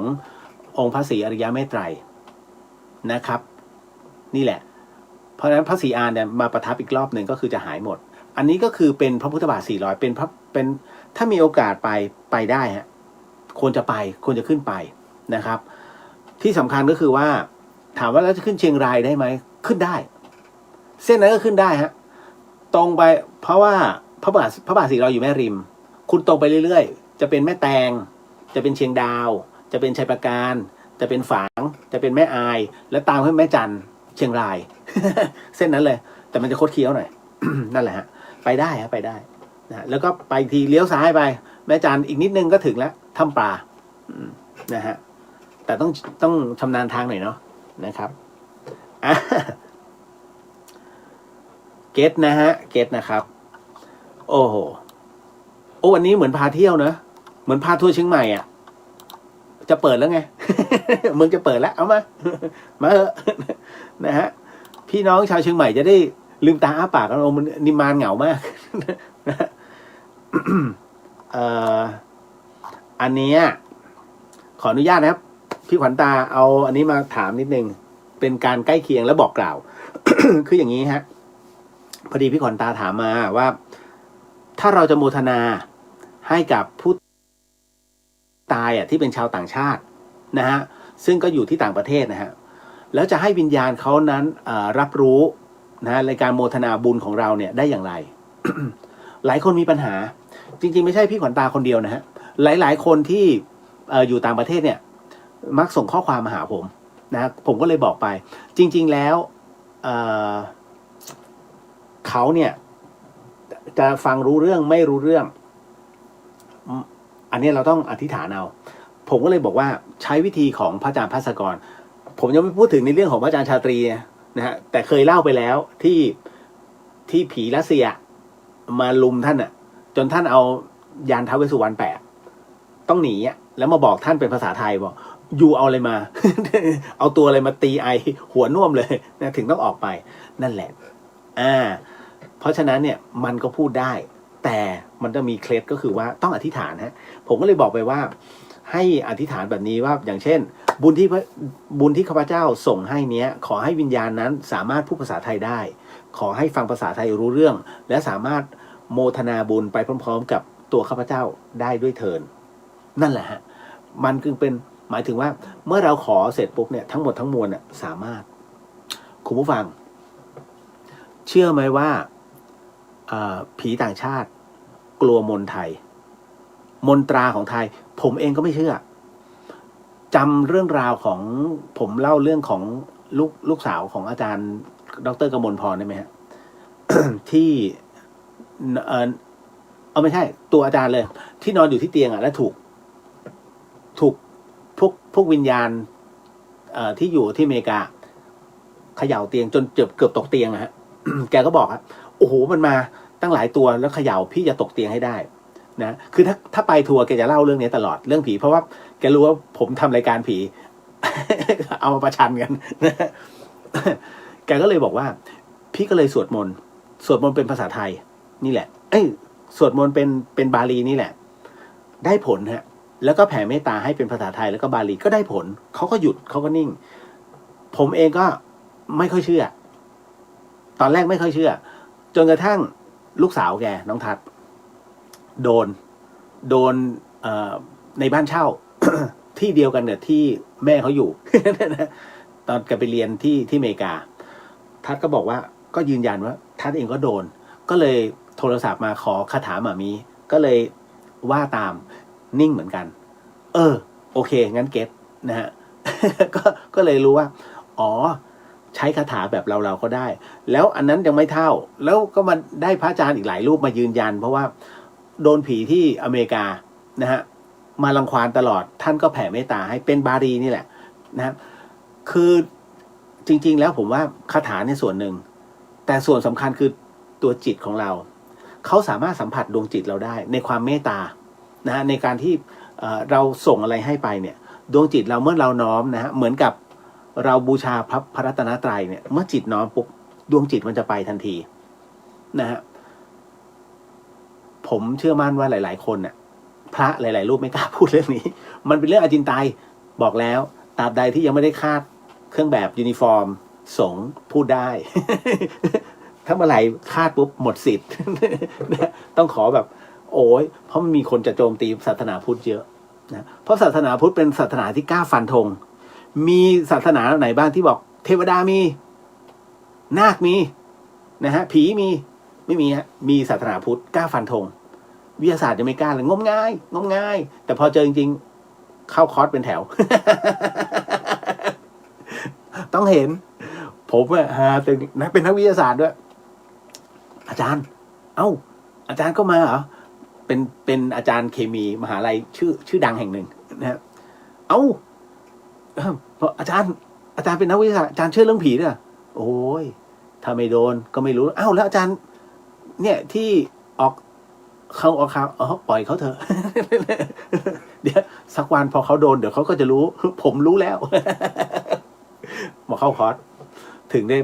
ปรับความกลัวให้ลดลง ต้องโดนไงผมถึงได้บอกพวกที่อีโก้เยอะๆผมไง ไม่เชื่อหรอกกูไม่เชื่อหรอกว่ามีนะเที่ยวตลอดชีวิตจนได้ท้ายสุดมานั่งตัวเนี้ย ต้องมานั่งบอกชาวบ้านนั่นว่าเชื่อเถอะว่ามีกูโดนมาแล้ว นะฮะเล่าสู่กันฟัง นะอันนี้นะครับขำๆเอาต่อมาอันนี้คุณเรียวคะเห็นมีภาพข่าวที่คนเอาเหรียญพระเกจิไปคล้องคอสุนัขอย่างนี้มีความไม่สมควรประการใดบ้างเยอะเลยนะฮะ เห็นว่าเป็นคนเป็นเซียนพระ อันนี้ข่าวเมื่อสัปดาห์ที่แล้วใช่ไหมนะฮะหลวงพ่อพัดกับหลวงพ่อรวยไปทำการดูหมิ่นท่าน อันนี้ไปปรามาสอย่างรุนแรงไม่เจริญนะครับ ยิ่งเป็นเซียนพระด้วยหมดแล้วด้วยอาชีพแบบนี้ คือเป็นการลบหลู่ดูหมิ่นถามว่าสมควรไหมนะสุนัขคือเดรัจฉานนะฮะ จริงๆเนี่ยมีท่านหนึ่งที่ทำนะแต่ไม่ได้เอาพระซึ่งเป็นบุคคลเนี่ยของคอหมาเอาตะกุดรู้สึกจะเป็นพระอาจารย์ออสนะฮะรูปหนึ่งแล้วก็หลวงปู่สวงเอาของแล้วคือหมามันถูกยิงอยู่บ่อยๆสมัยก่อนไม่มีกฎหมายคุ้มครองไงนะฮะอย่างอาจารย์ออสวัดสายไหมอ่ะหมาที่วัดถูกยิงท่านก็เมตตาพอรักษาเสร็จปุ๊บก็เอาตะกุดลูกปืนเนี่ยคุณจะไปนะตอนนี้ของปลอมเยอะ เอาของเข้าหมาไอ้ตัวเดิมเลยโดนยิงซ้ำไม่เข้า ไอ้คนยิงไปขออันนี้เลยฮะขอโอโหสิ นะเนี่ยมันมีอะไรของหลวงปู่สวงก็เช่นกันเอาตะกุดไปคล้องคอหมาท่านปลุกเสกเองไงหลวงปู่สวงเทวดาเดินดินเนี่ยนะพอเสร็จปุ๊บมันเหมือนกับมันไปกัดหมาชาวบ้านเขาโทษของการกัดกันของมันคือแค่แยกกันแล้วก็ตีสั่งสอนยาไปงี้คือมันคือเดรัจฉานเข้าใจใช่ไหมฮะเมื่อมันเจอกันเนี่ยถิ่นใครถิ่นมันไงเพราะฉะนั้นมันก็มีบ้างนะยิ่งคนไปมีเรื่องกับหมาเนี่ยตกลงว่าคนเนี่ยลดระดับ ไปกับมันเนี่ยเพราะฉะนั้นคืออย่าไปใช้อารมณ์มากนะฮะพอคราวนี้คนมันใช้อารมณ์ก็เอาปืนไปยิงปรากฏไม่เข้าโอ้ยกราบขอเข้ามาหลวงปู่สวงบอกว่าไม่ต้องมากราบกูโน่นกราบหมา มึงไม่ได้มายิงกูมึงยิงหมากู แล้วถามว่าเขาทำไหม ตอบไม่ได้ไม่มีบทเฉลย นะฮะ ต่อมาคุณพจนาถ้ำปลาไม่เหมือนเดิมใช่ไหม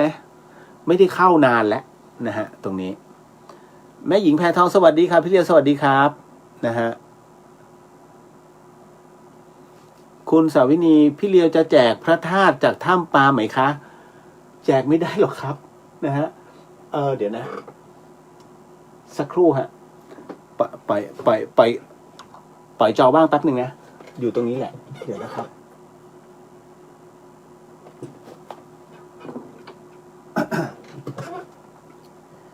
เนี่ยฮะอันนี้เป็นเลเส้นข้างในเป็นพระธาตุครับเอากล้องนี้ก่อนเนาะเนี่ยฮะอันนี้จากถ้ำปลาอันนี้เป็นพระรอดนี่ฮะอันนี้นี่ฮะไม่ชัดเนาะนี่ก็เนี่ยฮะท่านจะอัดเป็นเงี้ยก็ไม่มั่นใจนะฮะว่าคือถ้าผมอะเราคัดจนรู้แล้วว่าอันนี้พระธาตุอันนี้เม็ดทรายมันดูไม่ออกไงแต่ถามว่ามีพลังไหมมีพลังเพราะว่ามีพระธาตุอยู่ด้วยไงแต่ก็ไม่รู้อ่ะขอโทษครับ เอาล่ะ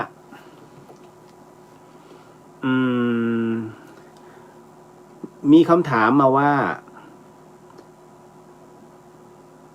พี่ครับน้องชายผมเขาศรัทธาในพระพุทธศาสนามากๆแล้วเขาอยากจะบวชตอนนี้ผมก็บอกว่าบวชไม่ได้มันอยู่ในพรรษาแล้วต้องรอออกพรรษาก่อนพี่เลียวว่าผมควรทำอย่างไรดีครับอ๋อน้องก็ผิด คนจะบวชไม่ให้บวชได้ยังไงหรอกนะ อันนี้เข้าใจใช่ไหมฮะคือน้องเขาอยากจะบวชแล้วมันอยู่ในพรรษานะฮะแล้วพอดีน้องเข้าใจผิดว่ามันอยู่กลางพรรษาอย่างเงี้ยแล้วจะบวชจริงบวชได้คราวนี้ เมื่อน้องเขาศรัทธาจริงผมขออนุญาตใช้คำครูบาอาจารย์มาเอานิพพานหรือมาเอาพรรษาถ้าเอาพรรษารอปีหน้าแต่ถ้าบวชเอานิพพานบวชได้เลยฮะแค่นั้นเลยฮะเป็นข้อคิดเล็กๆที่ครูบาอาจารย์ท่านไว้พูดกันเป็นเรื่องจริงนะฮะนี่ฮะ เพราะฉะนั้นเนี่ยบวชได้นะครับไม่ใช่ว่าบวชไม่ได้ไม่มีข้อห้ามฮะอยากจะบวชตอนไหนก็ได้แต่ถ้ามีศรัทธาจริงๆนะครับ อ่ะผมจะเล่าเรื่องภพชาติแล้วกัน เพราะว่าในเรื่องของการย้อนอดีตชาติเนี่ยฮะมันมีเรื่องราวของครูบาอาจารย์พอสมควรนะฮะจากกรณีของถ้าพูดถึงนะในเรื่องของภพชาติหลวงตามหาบัวหลวงตามหาบัวจานะสัมปันโนครับคุณผู้ฟังนะฮะ ครั้งหนึ่งหลายๆท่านก็คงจะเคยได้ยินข่าวนะฮะว่าท่านไปเผานะฮะไปเผาศพอดีตภรรยานะฮะเป็นอดีตชาตินะฮะซึ่งเป็นภรรยาของท่านเหตุการณ์ที่เกิดขึ้นเมื่อวันศุกร์ที่3ในปี55นะคือ ก็มันเป็นงานศพเดียวฮะที่หลวงตามหาบัวนั้นมางานเผาแล้วก็กล่าวบอกลากับศพเลยไปนิพพานนะกับอดีตภรรยาในชาติก่อนนะครับซึ่งก็บอกว่าได้มีโอกาสไปกราบพระอาจารย์นะฮะคือท่านเมตตาเล่าเรื่องของหลวงตามหาบัวให้ฟังนะฮะท่านก็บอกงี้ครับว่าคือฟังแล้วก็น้ำตาซึมฮะซาบซึ้งมากคือถ้าจำไม่ผิดเนี่ยท่านบอกว่าหลวงพ่อทุยเล่าให้ฟังนะฮะว่าตอนหนึ่งเนี่ยก็คือ ท่านบอกอย่างนี้ว่าปกติแล้วหลวงตามหาบัวนั้นท่านจะไม่ไปงานศพโยมเลยนะฮะท่านจะไม่ไปงานศพโยมแต่ปรากฏว่ามีครั้งหนึ่งฮะมีคราวหนึ่งนะเป็นครั้งเดียวที่หลวงตาบัวน่ะท่านไปแต่งานศพเนี้ยมันเป็นงานศพของโยมผู้หญิงคนหนึ่งนะเป็นโยมผู้หญิงที่ช่วยงานที่บ้านตาดมาโดยตลอดนะครับซึ่งท่านมาเล่าในภายหลังว่าในสมัยหนุ่มๆเนี่ยตอนที่ยังไม่ได้บวชท่านเคยหลงรักผู้หญิงคนนี้มากแล้วก็คิดจะแต่งงานด้วยแต่พอดีเนี่ยได้ออกบวชแล้วก็เจอครูบาอาจารย์ที่ดีก็เลยปฏิบัติจนบรรลุพระนิพพานไปเลยนะฮะแล้วก็กลับมาดูแลวัดป่าบ้านตาดผู้หญิงคนนั้นเนี่ยก็แต่งงานไปมีสามีแล้วก็กลับมาช่วยงานที่วัดป่าบ้านตาดนี้ด้วยนี่ท่านเล่าให้ฟังนะท่านในที่นี้ก็คือหลวงตามหาบัวเนี่ยหลวงตาก็ยังเล่าว่าโยมคนที่ตายเนี่ยเคยเป็นภรรยาท่านเมื่อ27ชาติและก็ทุกชาติเธอก็จะตายก่อนเสมอและท่านก็ต้องมาเผาศพเธอทุกชาติไปแต่มาในชาติเนี้ยซึ่งเป็นชาติสุดท้ายของหลวงตาบัวแล้วเนี่ยหลวงตาก็เลยพูดนะครับพูดตอนที่มาทำการเผาก็คือชาปนกิจเนี่ยกับโยมคนนี้ว่าเราจะมาเผาแกเป็นครั้งสุดท้ายไม่รู้ทำไมพระอาจารย์เล่าแล้วมันก็ตื้นตันบอกไม่ถูกครับทำให้เห็นโทษภัยของวัฏฏะสงสารนะฮะเราจะต้องพัดพรากจากคนที่รักนะของที่รักของที่ชอบด้วยกันทั้งหมดทั้งสิ้นหรือนะแต่สำหรับพระอรหันต์นั้นผู้พ้นทุกข์ไปแล้วเนี่ยท่านเป็นผู้อนาลโยไม่อะไรอาวรณ์แม้แต่นิดเดียวนะฮะนี่ก็คือเรื่องราวของหลวงตามหาบัวที่มีให้กับญาติธรรมท่านนี้นะเมื่อปีเหตุการณ์ที่เกิดขึ้นเมื่อปี 2555 เรื่องราวของการกลับชาติมาเกิดเนี่ยมันไม่ใช่ว่ามีแค่หลวงตานะยังมีอีกหลายเรื่องแล้วกันเรื่องนี้เนี่ยท่านหลวงพี่หลอดลุ้งนะฮะเล่าเรื่องนี้ก็คือเป็นเรื่องของหลวงปู่หนูเพชรเอาไว้หลวงปู่หนูเพชรเนี่ยเขาบอกว่าเฮาเนี่ยเคยเกิดตายนะฮะอยู่ที่เนี่ยหลายเทื่อก็คือหลายครั้งเนี่ยเคยเกิดเป็นลิงเคยเกิดเป็นฤาษีมันเป็นเรื่องของการปฏิบัติภาวนานั่นแหละคุณผู้ฟังนะฮะก็มันมีเรื่องหนึ่งที่เป็นเรื่องที่แปลกที่หลายคนเนี่ยไม่เคยทราบนะฮะถ้าไม่ได้อยู่อุปถากหลวงปู่ทุยขออภัยหลวงปู่หนูเพชรนะฮะ ครูบาเนี่ยใช้เรียกพระลูกวัดนะฮะของอีสานเขาจะเรียกครูบานะฮะแต่ถ้าเมืองเหนือครูบาเนี่ยเจ้าอาวาสเลย สับกันนะฮะ ปรากฏว่าครูบาหลอดลุงเนี่ยท่านก็บอกว่าอย่างนี้ฮะก็เริ่มอุปถากหลวงปู่นะหลวงปู่หนูเพชรเนี่ยในเดือนธันวาปี53ครูบาก็ได้อุปถากองค์หลวงปู่มาตั้งแต่เป็นเด็กวัดเลยจริตองค์หลวงปู่นั้นท่านไม่ชอบใช้ไฟฟ้าพอข้ามปุ๊บท่านจะจุดเทียนนะในกระโถนแล้วก็ทำวัดสวดมนต์เป็นชั่วโมงเสร็จแล้วท่านก็จะนั่งภาวนาครับคุณผู้ฟังทำไมนะหลวงพี่ท่านจึงเห็นเช่นนั้นเพราะว่าครูบาหลอดลุ่งเนี่ย ไปนอนที่วัดกับหลวงปู่แล้วเห็นแสงเทียนเนี่ยที่เห็นท่านนั่งสมาธิแต่ก็ไม่ได้สนใจหรอกทีแรกแต่พอบางวันนะตื่นมาแล้วมาเผาข้าวหลามไปถวายท่านตอนเช้าเนี่ยก็ยังเห็นเงาของเงาเนี่ยจากแสงเทียนอยู่ท่านยังนั่งสมาธิอยู่เลยบางวันก็สว่างบางวันท่านก็นั่งเสร็จปุ๊บก็ออกมาเดินจงกรมหน้าระเบียงแล้วอีกเรื่องคือท่านอดอาหารนะท่านจะอดอาหารบางที3 วันบ้าง5 วันบ้างบางที7 วันบ้างนะฮะครูบาหล่อลุ่งยังบอกว่าเคยถามหลวงปู่ว่าทำไมหลวงปู่จึงไม่ฉันอาหารเลยท่านก็บอกว่ามันไม่หิวมันอิ่มนะพอไม่ฉันมันเบาสบายไม่หิวไม่เหนื่อยแล้วปรากฏว่าท่านก็ยังรับแขกนะฮะหลวงปู่ท่านก็ยังรับแขกรับญาติโยมอยู่อย่างสบายเลยฮะปัจจุบัน2 เรื่องราวนี้ท่านยังคงปฏิบัติอยู่หลวงปู่อายุ90 กว่าแล้วนะฮะน่าจะ95น้องตอนนี้นะฮะท่านเคยพูดให้ฟังนะฮะว่าครั้งพุทธกาลเนี่ยพระสาวกเวลาเข้าฌานเนี่ยไม่ฉันเลย7 วันจนกระทั่งถึง1 ปีแล้วไม่หิวเลยนะฮะนั่นเป็นเพราะว่าอำนาจสมาธิจนกระทั่งเกิดฌานนั่นเองอีกครั้งหนึ่งที่ท่านบอกว่าท่านเคยเป็นฤาษีเนี่ยท่านก็บอกว่าคือที่วัดป่าภูมิพิทักษ์เนี่ยฮะที่ท่านอยู่ในปัจจุบันเนี่ย